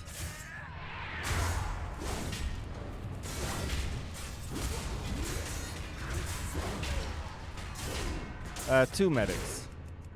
And I'm going to focus on them because they are going to heal the boss.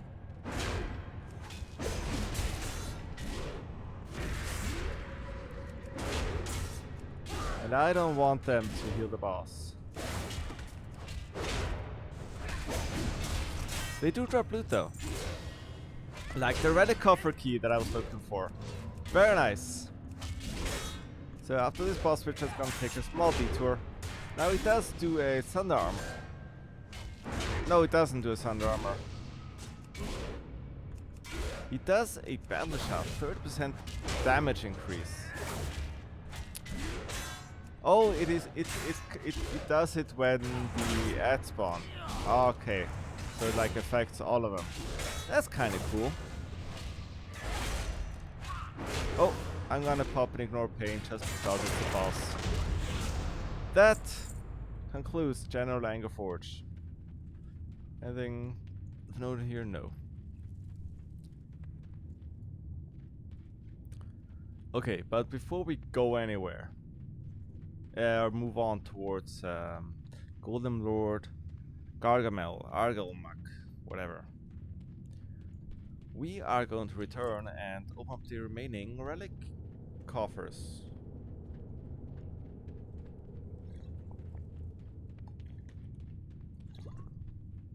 Luckily, considering how interconnected everything in Shadowforge City is, we don't have to walk very far.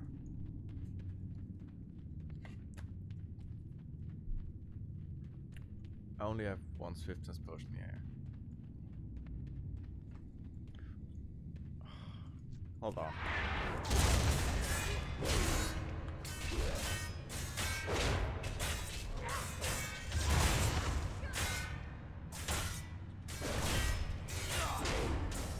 Your presence annoys me. You're going down.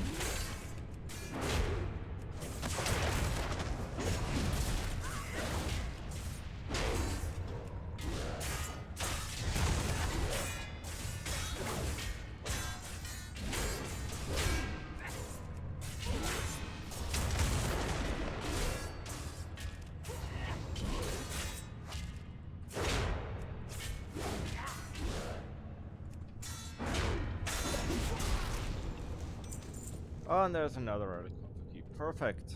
Now, do you need to go up? I need to go up, right? Yeah. Or do you need to go down?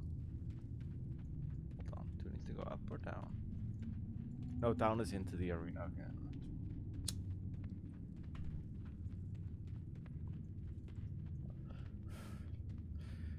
Now we can finally do this bloody quest.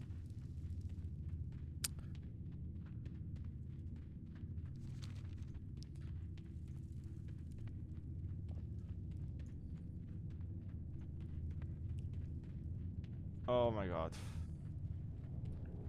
It took so long.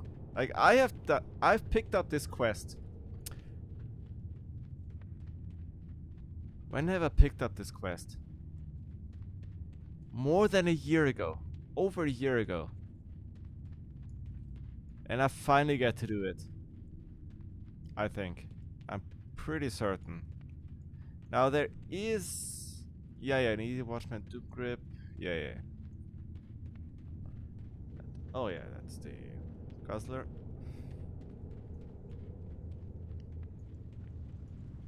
Now you can always just like shortcut over there historically. It's a bit iffy, or with double jump as well. Okay.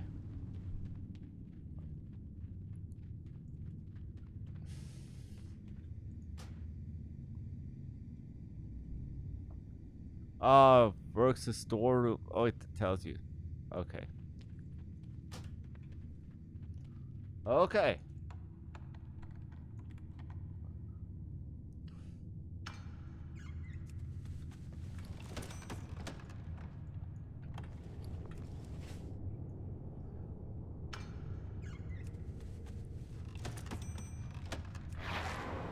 Wait, what did I oh, I just... Okay. Wait, no.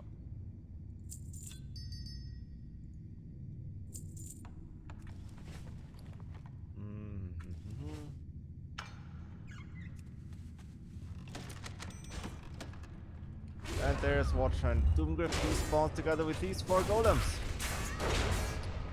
Yeah, I got a sidetracked here. Sorry. So he's not a real boss. He's like 20k health right now. That's fine. However, these Warbringers do also have 10k health. So in total it comes up to like a real boss. He does Thunder Armor, which is again percentage based, not number based.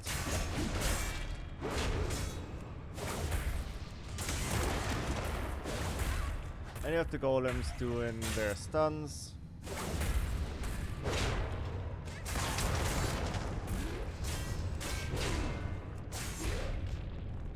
But they can only do the stuns once. That's interesting. So anyway, we have... Oh yeah, and there it is. There's the heart of the mountain. And you get a black steel binding. Very nice. Now, this dark coffer requires the key from the Dark Keeper, and the portrait tells me where he is. He's in a Grim Guzzler, and that's where we're gonna head. Where we head next. Where we are going to head next. Head to next. I am not very good at this. Now you can't get into the Grim Guzzler from behind because you need the key that you don't have, because it despawns once you... Where is it?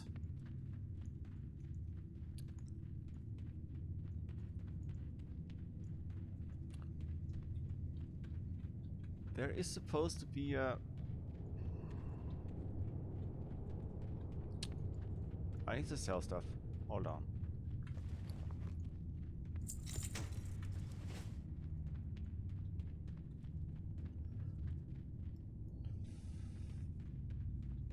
There is supposed...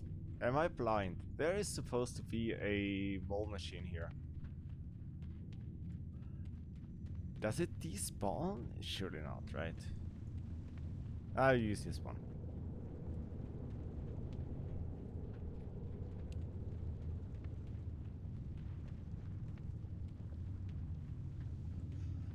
So it's a bit finicky, but you can...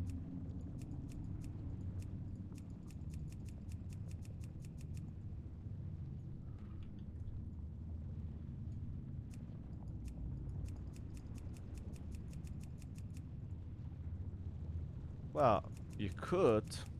Pretty sure you could.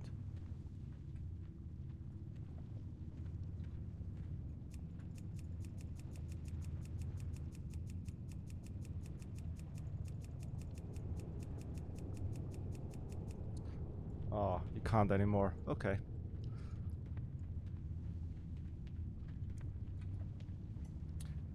Okay. You used to be able to jump over there, which is quite odd. Huh. And the mole machine here is not around. Great. Okay, we're gonna take the long way then. Gonna take the long way. No, wait, there it is. There we go. So here we are at the entrance again, and I can finally turn in that damn quest. God damn it. What do you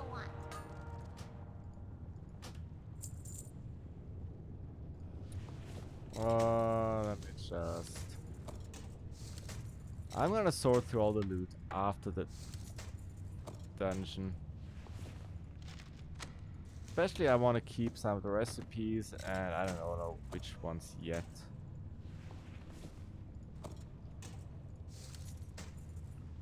Now we need only one Dark Hand rifle, so that's fine.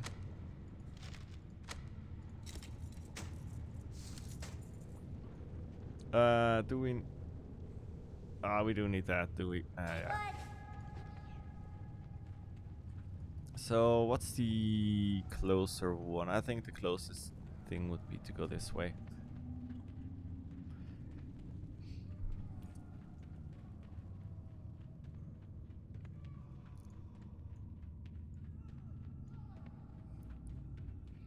So, after Grim Grasler, get the Dark Keeper key and then open up the last thing, which has another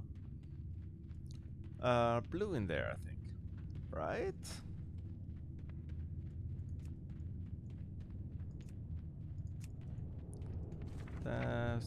Does it?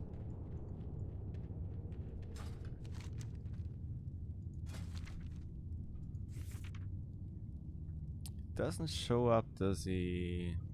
No, it doesn't.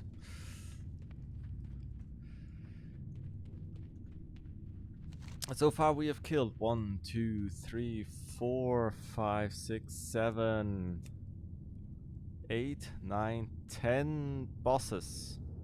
And we have 4, 5, 6, 7, 8 more to go. Well, with the other guy and this guy, we could go like 20 bosses, kind of easy. 20 bosses. 20 damn bosses. Now the manufactory.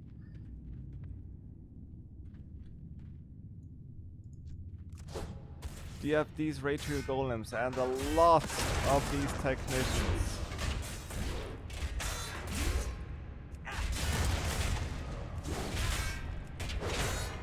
Now they are not the problem. They are just normal enemies. They do normal amounts of damage. The Retriever Golem then again, bit of an issue. So this guy has Flurry as well.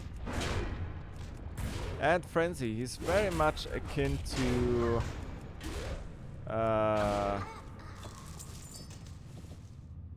did that guy what's the guy name? Angerforge. General Angerforge. Yeah, that's the name. That's the guy. So very similar to that.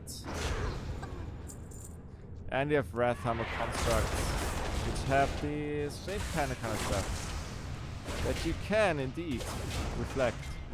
It's like a flame shock, really. Oh, and an uppercut, and a flame cannon, and melee. This guy's got it all. However, these golems are a bit of a preparation for what's looming in with the next boss. So we have 2 more Wrathhammer constructs.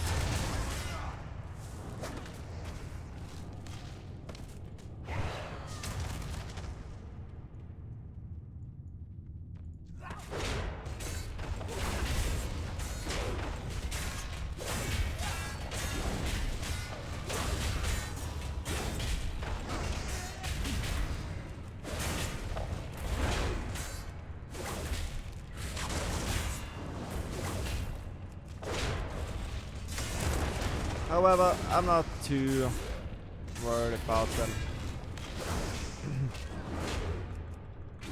Even with a big pull, they don't do that much damage.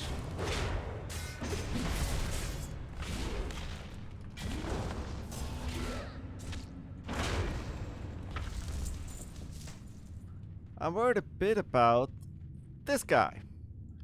Golden Lord Argomac. He comes with both a Retriever and Wrathhammer construct, same as the ones we had here. Plus, he also has a lightning shield. 1,000 on hit. Whew.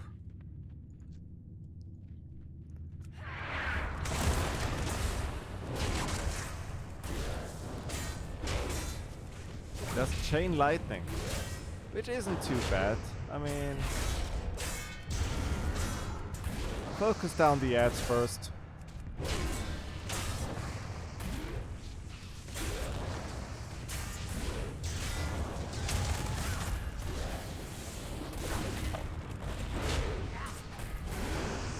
Don't ignore pain, because why not? And the Wrathhammer construct. And once they're down,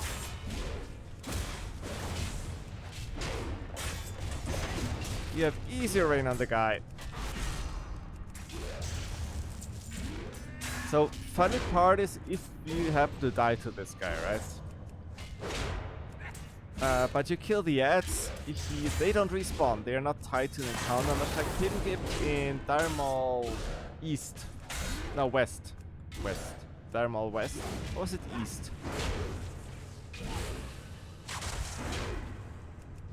So all he does is some chain lightning. He does not even refresh the lightning shield, so that's a one-time use basically. Can't be stunned. Yeah, no. Oh! There we go, lightning shield's back.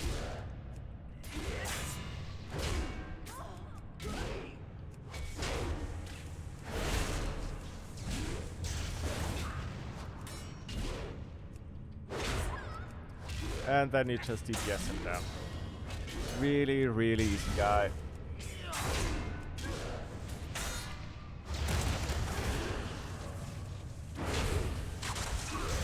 Chain lightning hitting for 800 tops now. Good. My brother, Lord Argomac. You're a bit of a noob, aren't you? Bit of a noob here.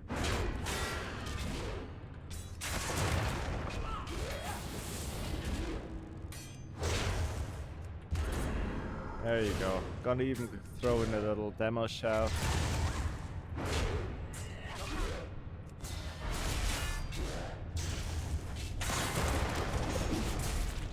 Oh, big crit. Big crit. And it drops Nagler Ring, which it sounds good, but it's not really. It's lacking. Also, you have the schematics for the field repair bot, which you need 265 or even like 300 engineering to learn, which is basically like a lesser version of Chiefs, to be honest. But it's nice if you want to like classic only, right? All right, manufacturing out of the way. We have 2 Fire Guard destroyers. Again, very simple enemies.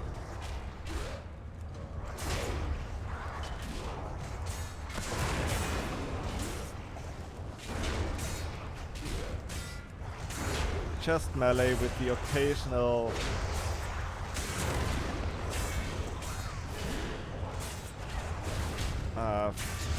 fireball, flame shot, whatever.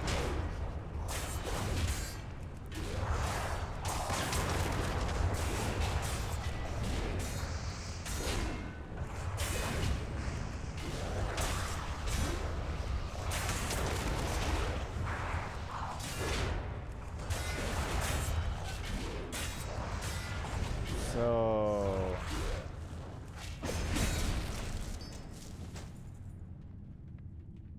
and here we are in the Grim Guzzler. Now we missed barely the it's 7 p.m. right? Hey, how you doing? Have a good one. Yo! No, the 8. Oh my god. Glad I could help. There's Dark Keeper. Alright, so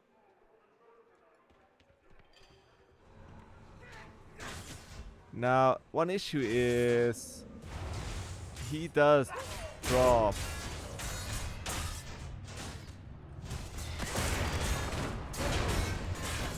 out some of the patrons here, which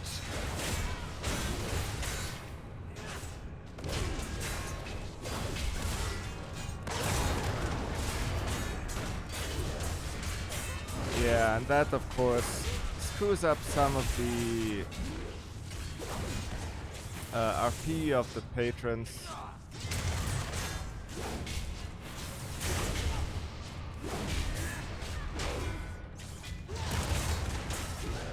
So basically, if you cause a ruckus, and there's several ways to do it.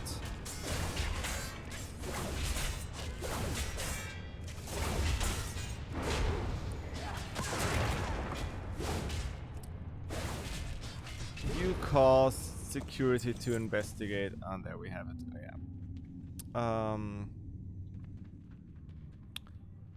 Now, luckily, this did not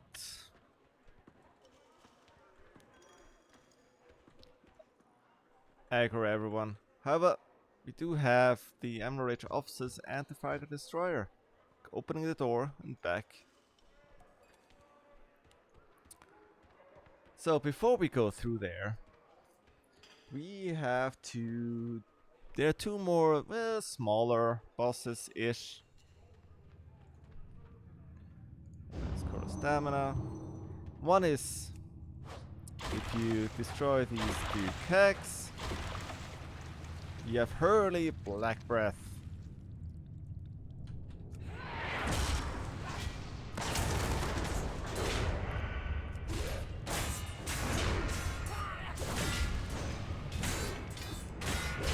What do we have? We have Rupture. That's just a bleed, right? Yeah, it's just a bleed. Fine.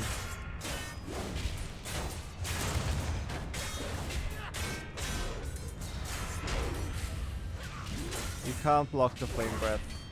I tried.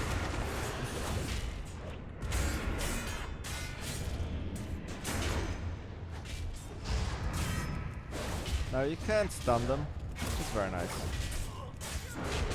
You have these 3 cronies. It's just a melee fight. There's not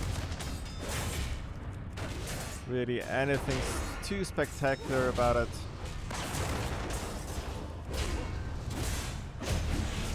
That's Hurley Black Breath with Dark Hydratris Pauldrons. And here we have the next one, which is Ribley Screw Spigot.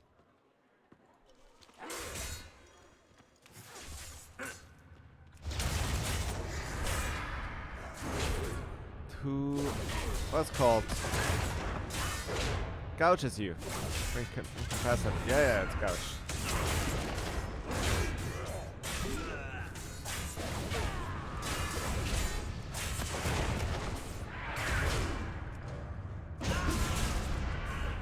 And we have his cronies, which keep fighting even after Ripley dies. Now they don't have a lot of HP compared to real bosses, but they still drop loot and are required for some of the dungeon quests. We have Dark Iron Plate and Overlords. I didn't have that yet. Interesting. So that aside, we now can go for, after only 2.5 hours, or a little over 2 hours. I think I started 5 something.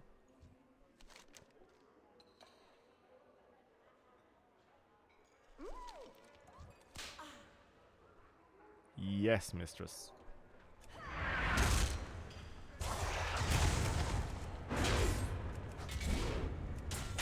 So this is only one of the ways of opening up the back door. Another one is talk to Private Rocknot and giving him some booze. Oh no, there we go. Now always be careful around here because it's easy to pull in some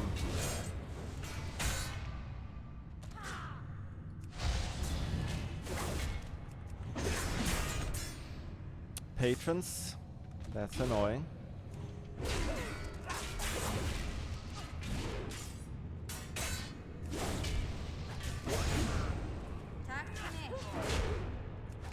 Funnily enough, when you attack them, they still have their voice lines.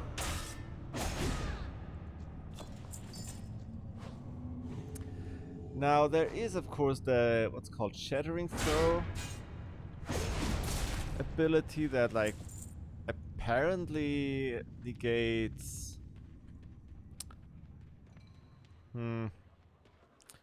like invulnerability shields. I'm not sure about it. So, plug a spaz ring is on one hand, or a... There it is! Thank you, that's what I was looking for. The breastplate is from him, yeah.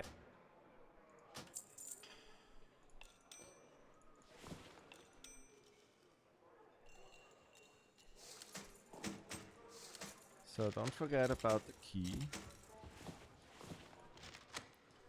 Yeah, we are loaded. And he also has some unique kind of foods. You can get pickled eggs, cream guzzler, boar, you know, that kind of stuff. Also transmute fire to earth, and some other. It's like it's a bit of a it's random kind of.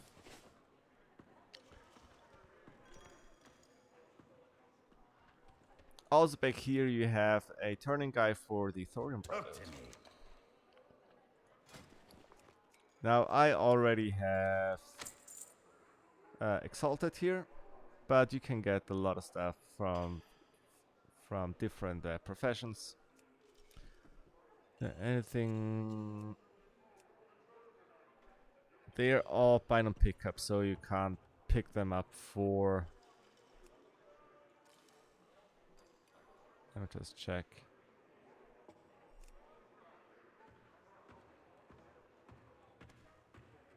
For your alts, you have to do them on each character separately. However, it's really easy to get them to Exalted, so that's fine. So, plug a spaz ring. Also drops loot.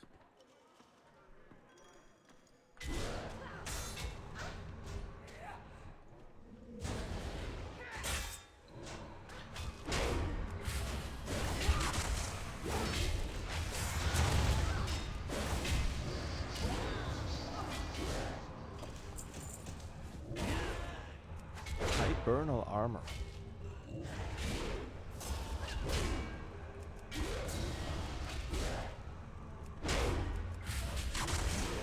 Ooh, big shadow bolt. Immolate, not that big. Oh, force.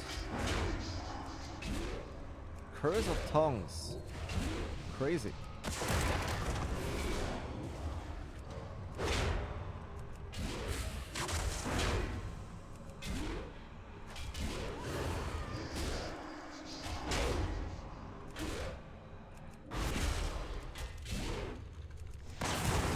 Curse of tongues, big shadow bolts, like actually big shadow bolts.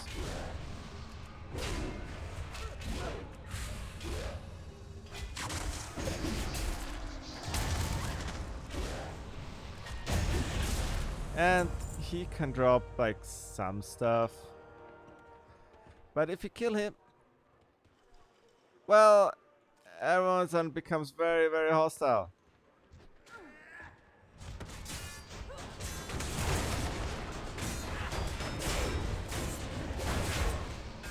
That includes Phalanx. He is not too happy what you're doing. And these patrons aren't either.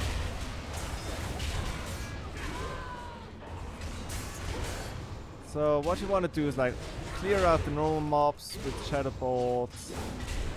Clear out first because they do a lot of damage. The hammer patrons,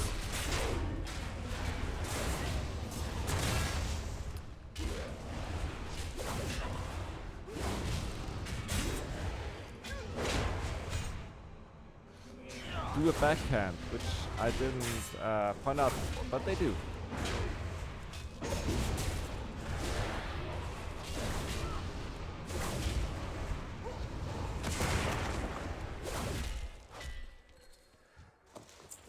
But yeah, you have to clear out an amount of these. Now Phalanx should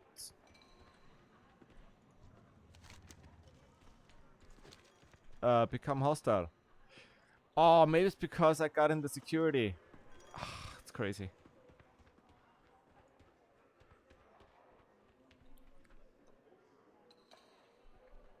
Damn. That's a bit sad.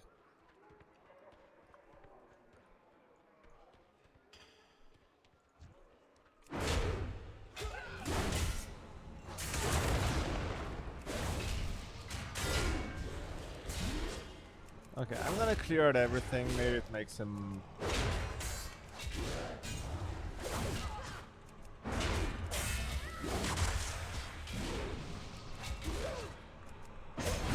makes Phalanx hostile.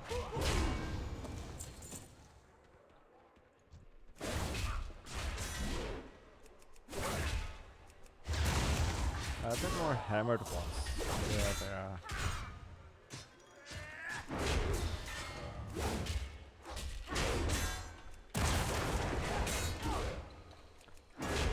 Okay, I'm gonna do something maybe silly.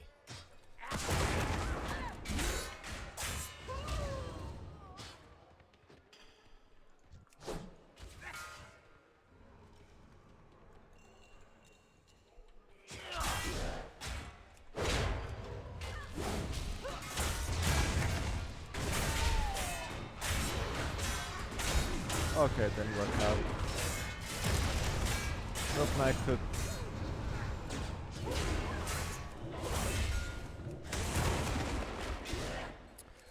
was hoping I could just pull the one and then kill all the normal non-elite patrons at once. Alas.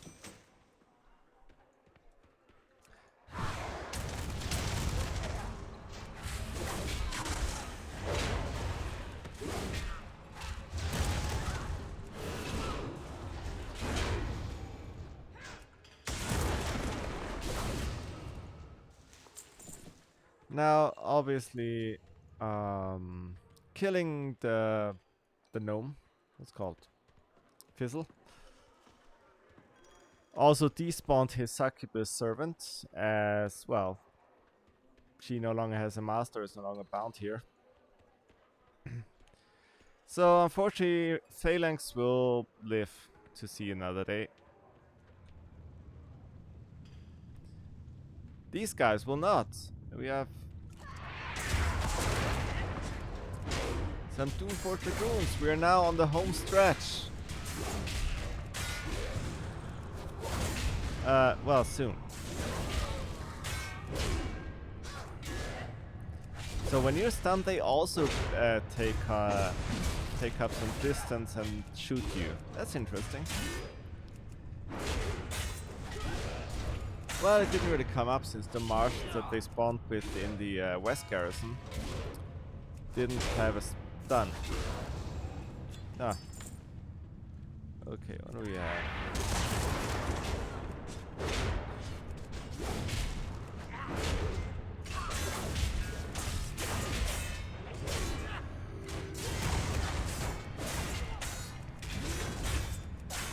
Ooh, there's a marshal. He could drop the recipe.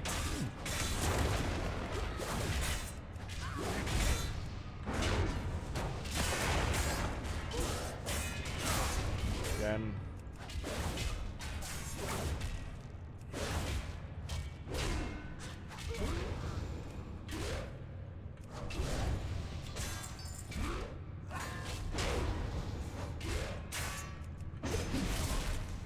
So, but before we go anywhere, we need to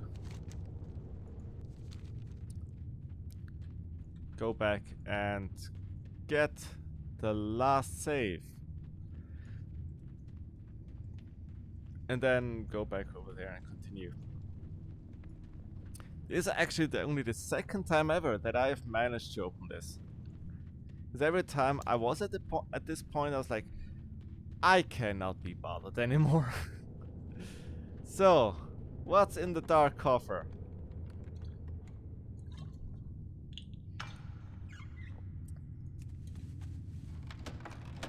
A Magus Longstaff of the Fire Flash. Yeah.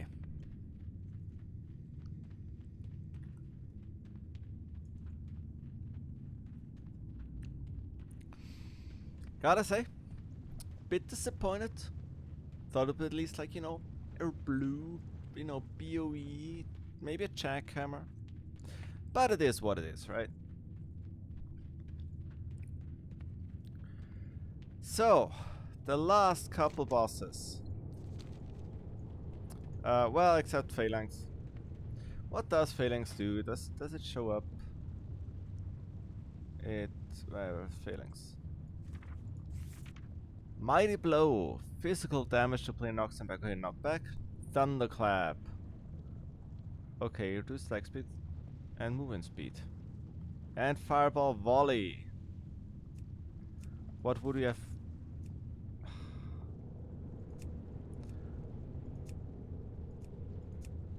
What would we have missed? Ferrous Cord. Fists of Phalanx. Wrist Guards of Renown. Golden fitted pauldrons. They are not golden. They're like silver. And the Blood Fist. Oh, that's actually kind of cool. Not gonna lie. Wait.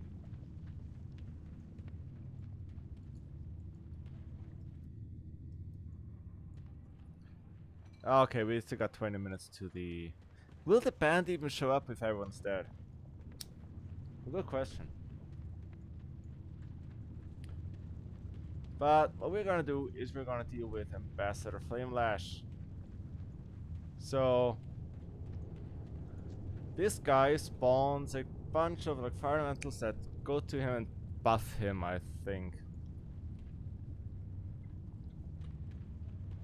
And that's pretty much it.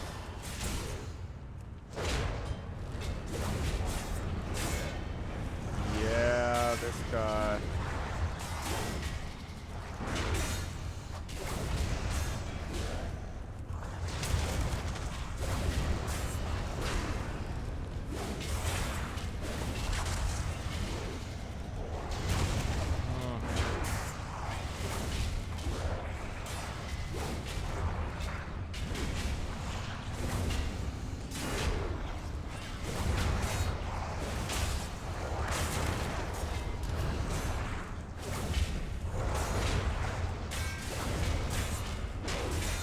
That he does like instant cast like fire damage.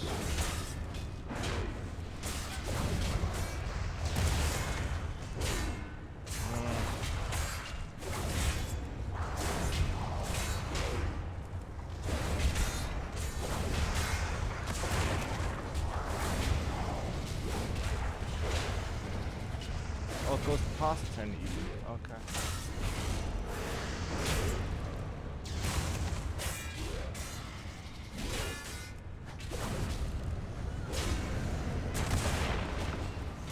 Okay, he really like.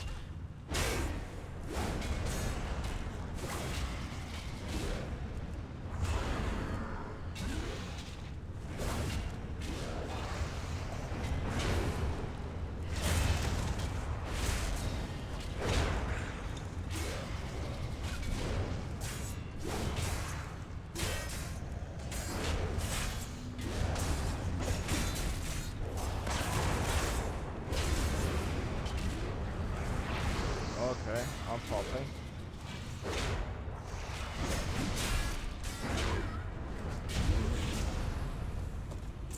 Okay, so admittedly it's a bit of a DPS race. There's you know, flame shock, you know, instant cast kind of stuff. But he doesn't do much damage to begin with, so the stacking percent buff isn't that great. Now, if you know how to lava jump, you can skip the next boss, because I think you can walk up there. I'm not gonna try it, because I don't have to be curved for lava jumping. I can't do it. Just like this, but it's basically skippable, I think. Oh my god! It's Panzer! Panzer! Panzer! He can reflect spells. Fun fact, he is also the repair NPC in the LFR version of BRD, where he has been renamed to Panzo the... I don't remember what it was. It was something, you know, funny. Blizzard funny. So he does, you know, melee, and he can reflect spells.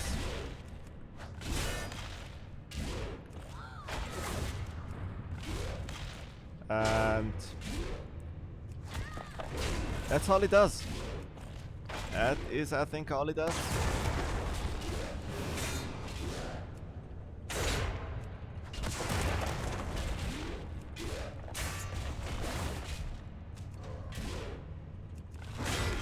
And there we go.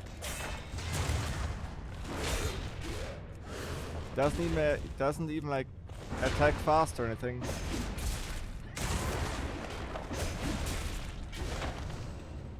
Oh, nice. Treatise on strategy. And Shale Husk Boots with plus 19 dodge. Plus 8 strength. No wait, no, that's less. That's less. So bad boots, basically.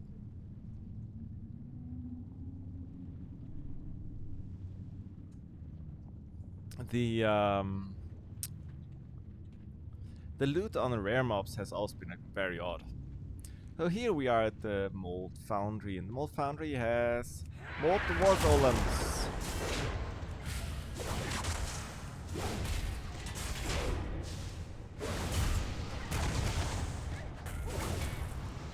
which, well, they do an immolate. Great for them. And, oh, they do fire damage on hit. Yeah. Like 20% of their damage is like fire damage as well. That's quite nice.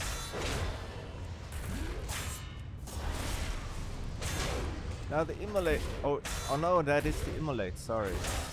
Yeah, the immolate.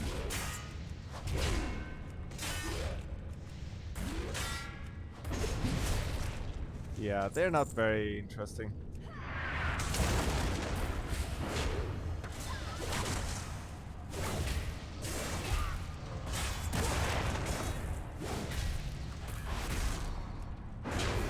But since their damage output is quite high, you may wanna...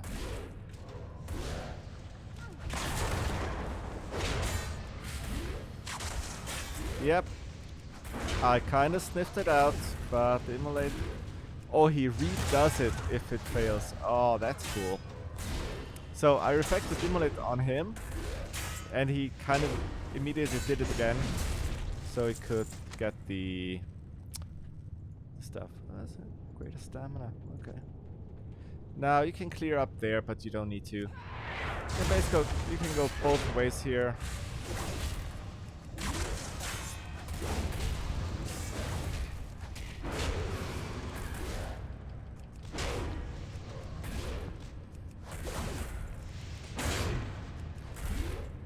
I would say like the only reason for this area here would be, well, they needed a place to put Panzo the Invincible in, so...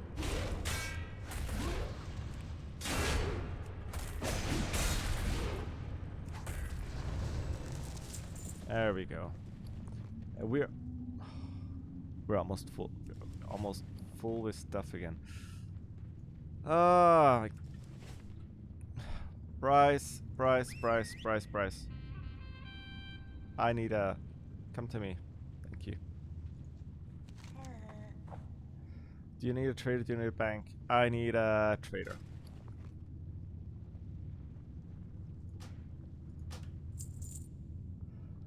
And...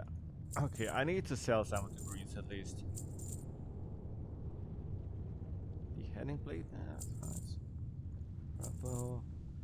Ebon hole, shoulder pads. These boots. Do I want it? That.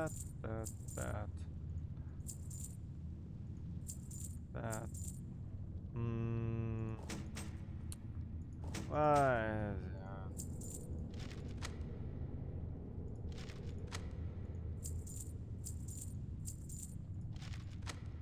Oh, I didn't learn that.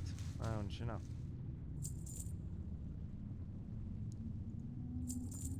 Yeah, crit haste, heavy haste, okay. Libra.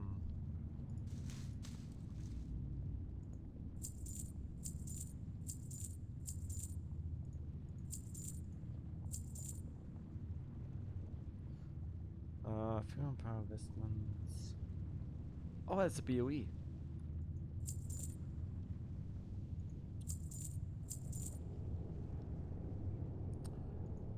Wand and leggings.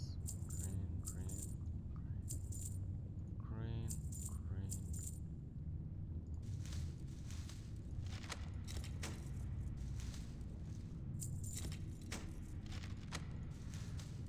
The rest I'm gonna sort through. I don't. Do you need the residue for anything? I am. What if you need for like a residue or something? I'm just gonna keep it around.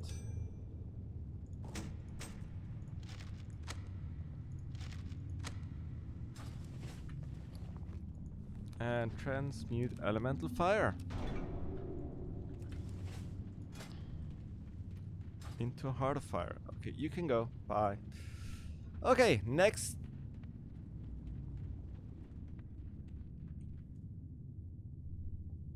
Boop, boop, boop.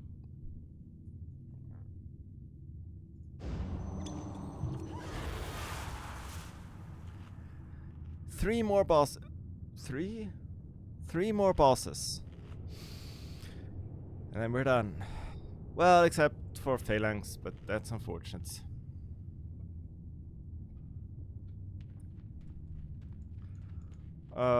Did I forget any buffs? I don't think I did. So, these are the 7. You start now, before you start the encounter, you can talk to Gloomrel, I think, and learn the dark iron melting thing. Now, Doomrel. Your bondage is an end to Rel. I challenge you, and that means you get to defeat all 7 of these, one after the other. Don't worry, they even if you take ages to kill one, they don't spawn multiple, not multiple and spawn at a time. They'll wait until you've killed one of them. So, this guy, Enrage, can block things. He's basically like a warrior. He's the warrior archetype. They're all based around various archetypes, really. So there's no downtime. Now, keep in mind... Oh no, wait! Oh my god.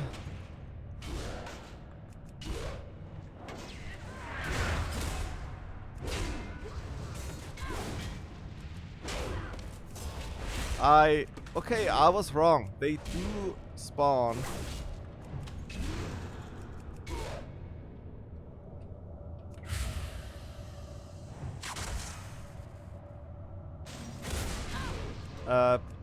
On a timer.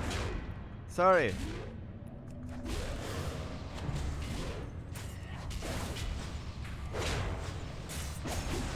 So, be quick, be nimble. You have a mage with frost spells. Have a rogue with gouge. Great.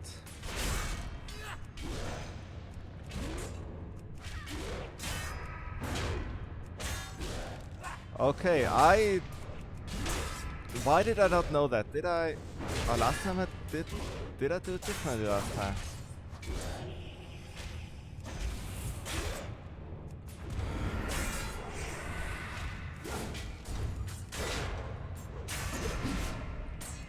Oh, he can dodge.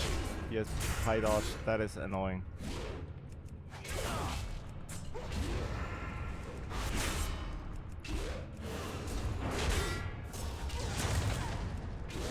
And Mortal Strike, okay, that I can deal with. It's like a 5-second, not even 5 seconds, like 4-second kind of Mortal Strike. Villarel.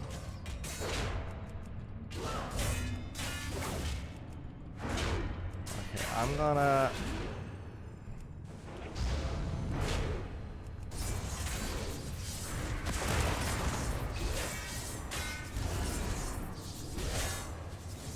Oh, he's a healer. Okay. Villarel is healer. So he's like Shadow Priest kind of thing, like Priest, Shadow Priest.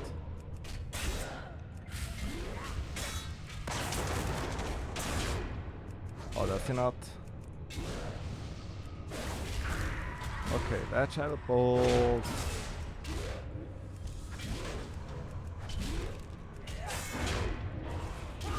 Slaps a bit.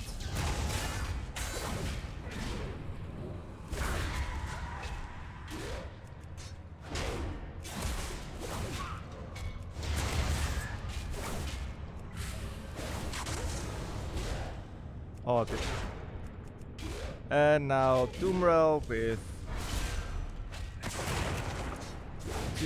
Voidwalk Convenience, not a big deal.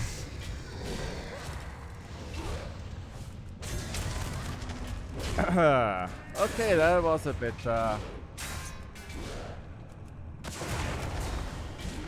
I did not expect them to.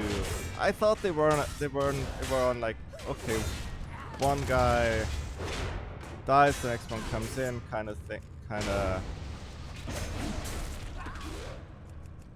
Okay, but Doomer is the last one. And if you keep up a modicum of damage, you can easily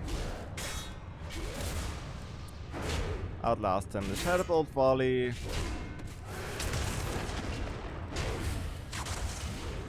Immolate. Just, you know, keep up your... Oh, you can't... I was just a bit too late on that. Outside of that, oh yes, Demon Armor.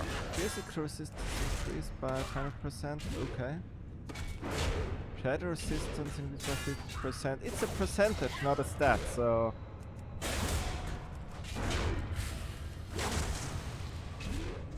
There we go, reflected. And there we go. Whew, that was... Oh, and Curse of Weakness. Interesting. Here we have Impervious Giant. It's very nice. And over here we have the Molten Bridge, which leads to Molten Core and has several Fire Guard destroyers on it. Now also down here at the Black Forge you can smelt down the black iron ore or dark iron ore and then bring it back to Black Cannibal to use the bars. Now for the achievement, the quest to unlock the attunement to the core, there's a little thing behind there, behind past this bridge. I'm just gonna show you, like, I can tank 6 of those, no problem. It's this part over there. This little stalagmite.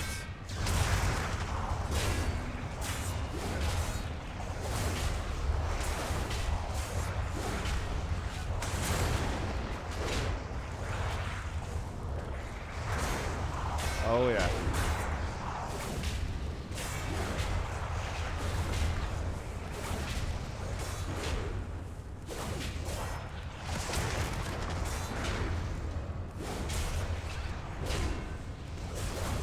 Yeah, we're good, we're good.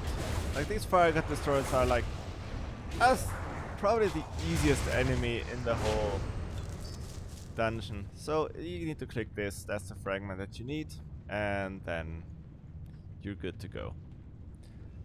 Not that you need the attunement quest for Molten Core access anyway, but it's always nice to have it completed. Here we have, it's another fire guard destroyer, right? Yeah. There are of course several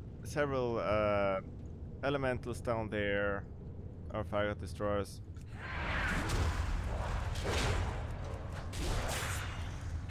But I'm not gonna go out of my way to kill them all. Okay, we are now going around 3 hours. Now surprisingly, the only death so far was when I willingly jumped into the lava. Will this hold up? Well, with Magnus definitely. Imperator could be a problem, but we'll see. So here we have the Lyceum.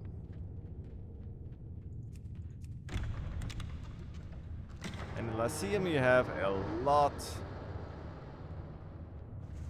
of these reservists, which are both melee and ranged enemies. They have rifles. And they respawn quick. What you need is 2 Shadow Flame Forces. Yeah, speaking of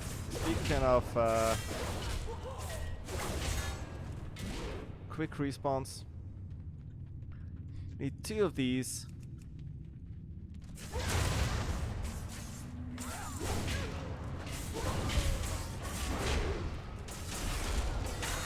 Now, luckily with some like impending victory, you can easily heal up, or even without that.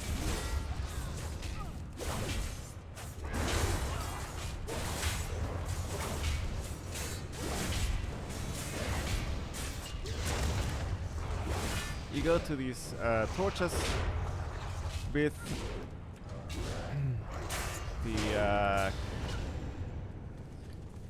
the Shadowforge torches, you have 5-minute timers on them, and once you have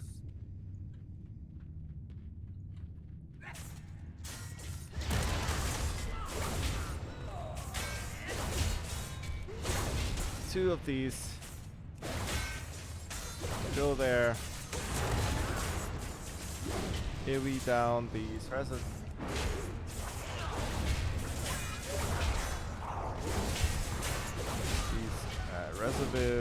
and these are the same ones that General the Angerforge had with him, or also summoned. They have very low health, but can be overwhelming in numbers. So you light up the second forge, and this opens up the door to the penultimate boss, the Emperor Thorison's bodyguard, Magnus. Now, one thing to note is these golems on the right will deal continuous fire damage throughout the fight as soon as you pull.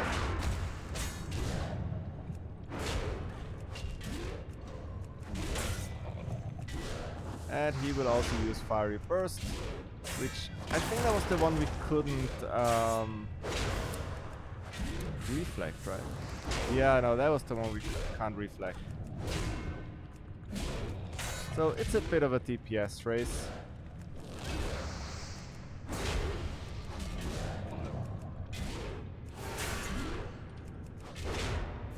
But with some self-heal.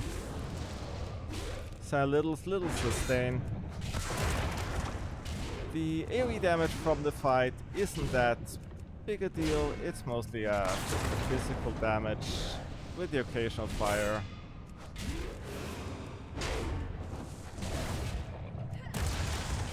Unfortunately, very slow attacker, so yeah. You just sit there.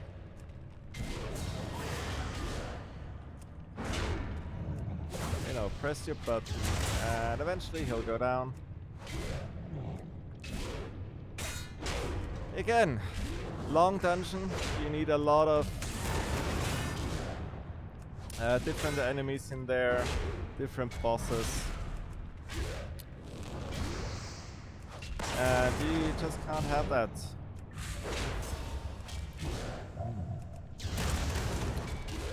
Because you, especially in Classic, where you just didn't have that many abilities to begin with, you're just gonna run out. And then you have something that already reuses an ability from... was it? Not the Blazing Fire Guards. Or was it Logran? Pyromancer, the Pyromancer, Shaman. I think it was... yeah, it was the Shaman. But it... no, that was something... oh, that was different.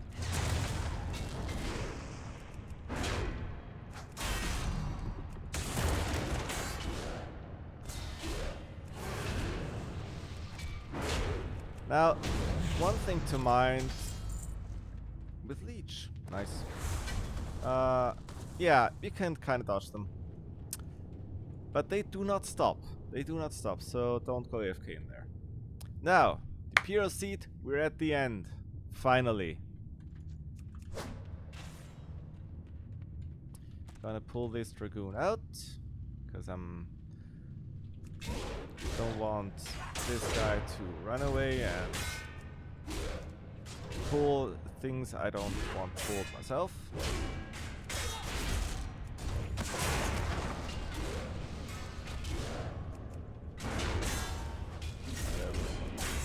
Little hamstring before he can run.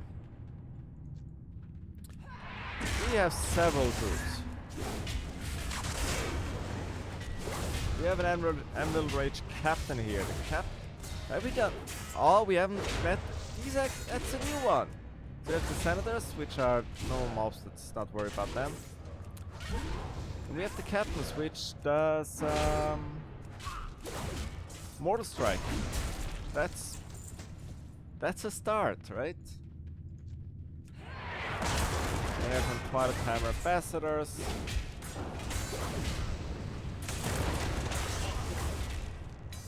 Now with every group of not accounting for elite enemies, a group of normal enemies you kill or finish up, he gives up a quip like they were just getting away and away, and that kind of stuff.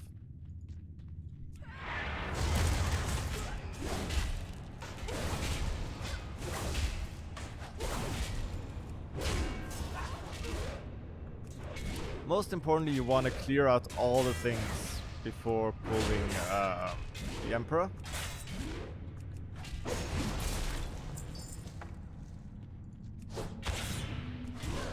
Since he will, I'm reasonably certain he will pull whatever's left in the room. It would just make sense, right? Like the Emperor is in danger, okay, everyone attack.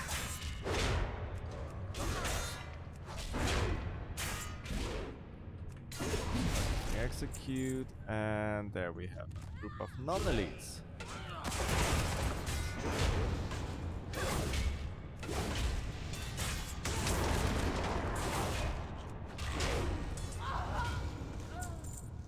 And don't forget the guys upstairs as well.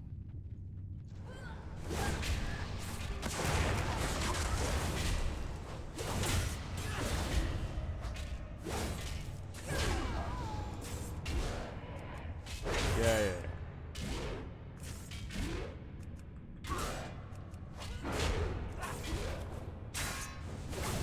So it's very odd that these captains are only in the throne. Like, I would have put, like, you know, a marshal there. It's quite nice that they put up with a new type of enemy that has, like, new abilities. Not just a copy-paste from, like, say, marshal or dragoon. They were like, we still, what kind of warrior pillars do we have? Oh, still have Mortal Strike. Okay, let's keep it for that. So I'm gonna clear out the two groups up here. There's I spotted the dragoon already. It's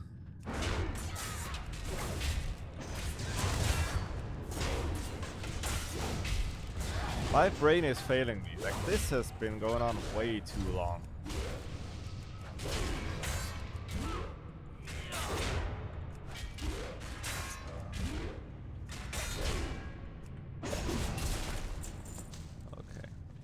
We're looking at that. Good.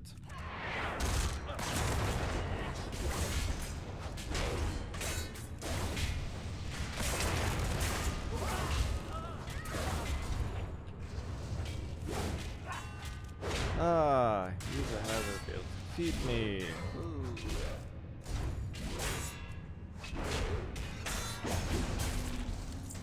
Alright, and now we have two more groups. One over here.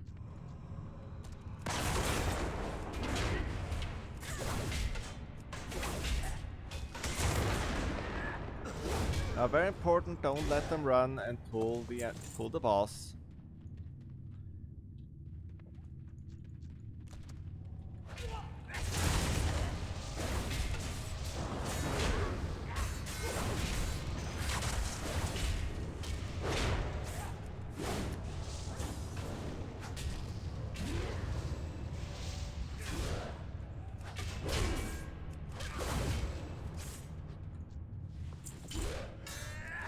Okay, that is...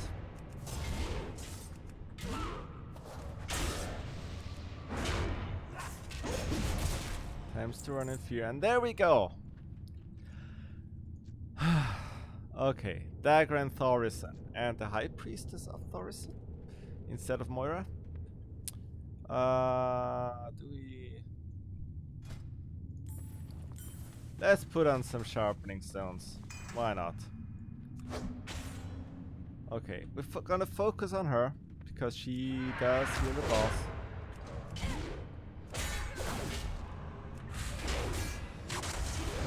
Okay, that Shadow Bolt isn't very useful.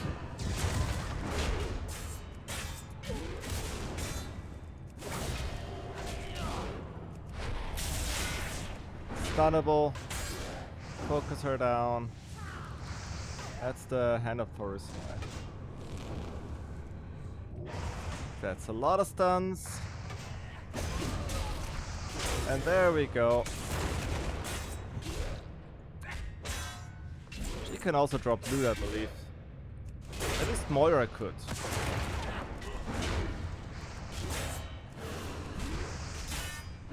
So, I have already learned that he uses abilities at random, so you can have chain stuns or no stuns. I'm gonna bank on him chain stunning and play accordingly. Keep up my ignore pain. He does a lot of damage.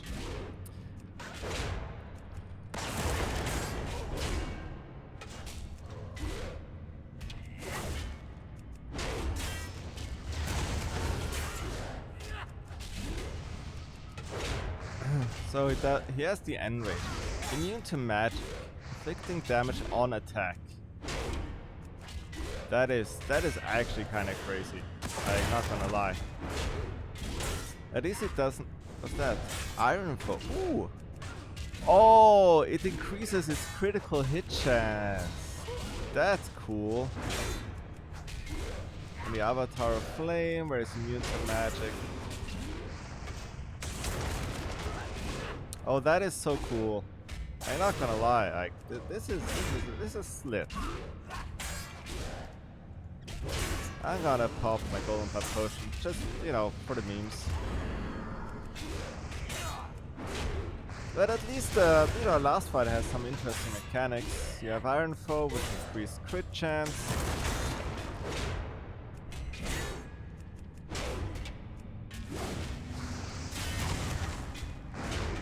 And there's those big.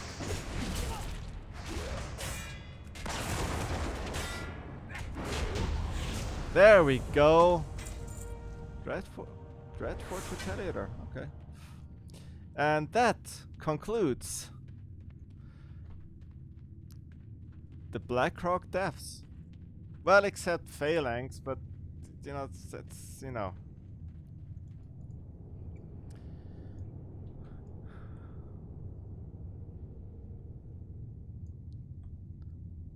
I mean, come on. Who's the king now? Okay, I do wonder though, how can I get Phalanx to attack? It's annoying.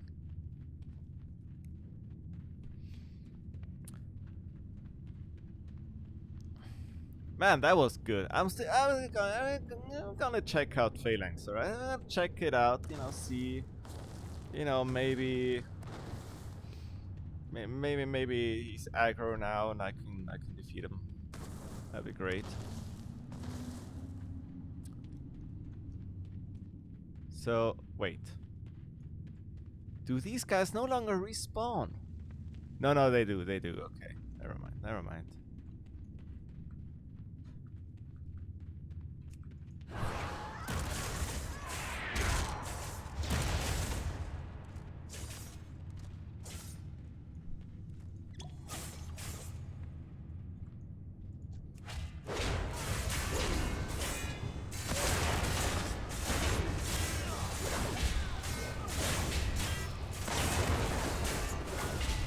There we go.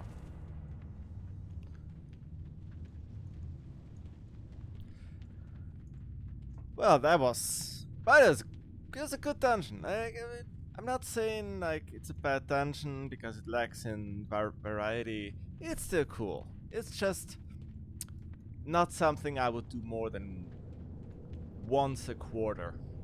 Yeah, I don't think I'll be. No, wait. I have to.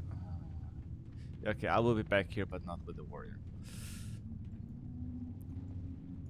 Dungeons are always best when you actually need something from them. I do wonder though if anything has respawned. I mean, I've been here 3 hours. I've been here 3 hours. Yapping for 3 hours. my voice is going to be dead tomorrow.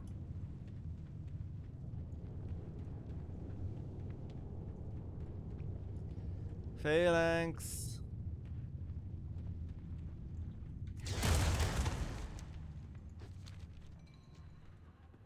The Darkharm Brewer respawned.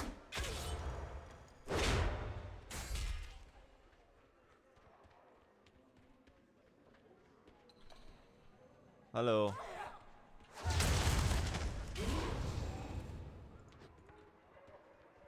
Oh no, I missed the thing. Damn it. Yeah, okay. I missed Phalanx. I couldn't do Phalanx. It's fine. It's fine. It's fine. So there's a closed door, by the way, so that's why you can't go back. Man, that was a dungeon and a half. Went through without a single death. Like death to enemies. That's not accounting for death due to curiosity, right? But I didn't die to any enemies. I was actually quite surprising. I'd figured out like your Belgar, Magnus, you know, any of the DPS race bosses, like a massive flame lash. Like, surely I will die to one of them, duh. But no, it's almost deathless, except for the one time I jumped down, which.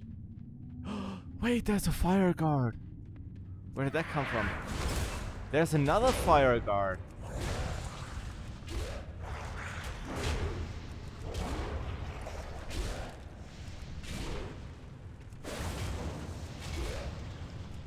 Wait, where did they come from?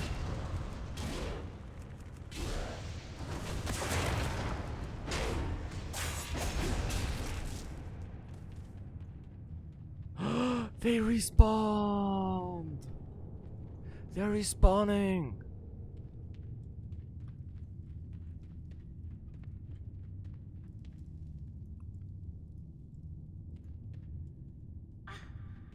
I'm not gonna lie.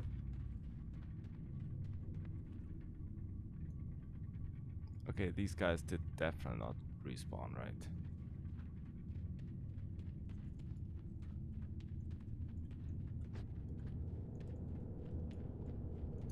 Oh, these guys respawned! Oh, that's a cool! But why did they respawn? Oh, not all of them respawn? Like, some of them do respawn. That's cool. You can't catch me, I have 110% movement speed.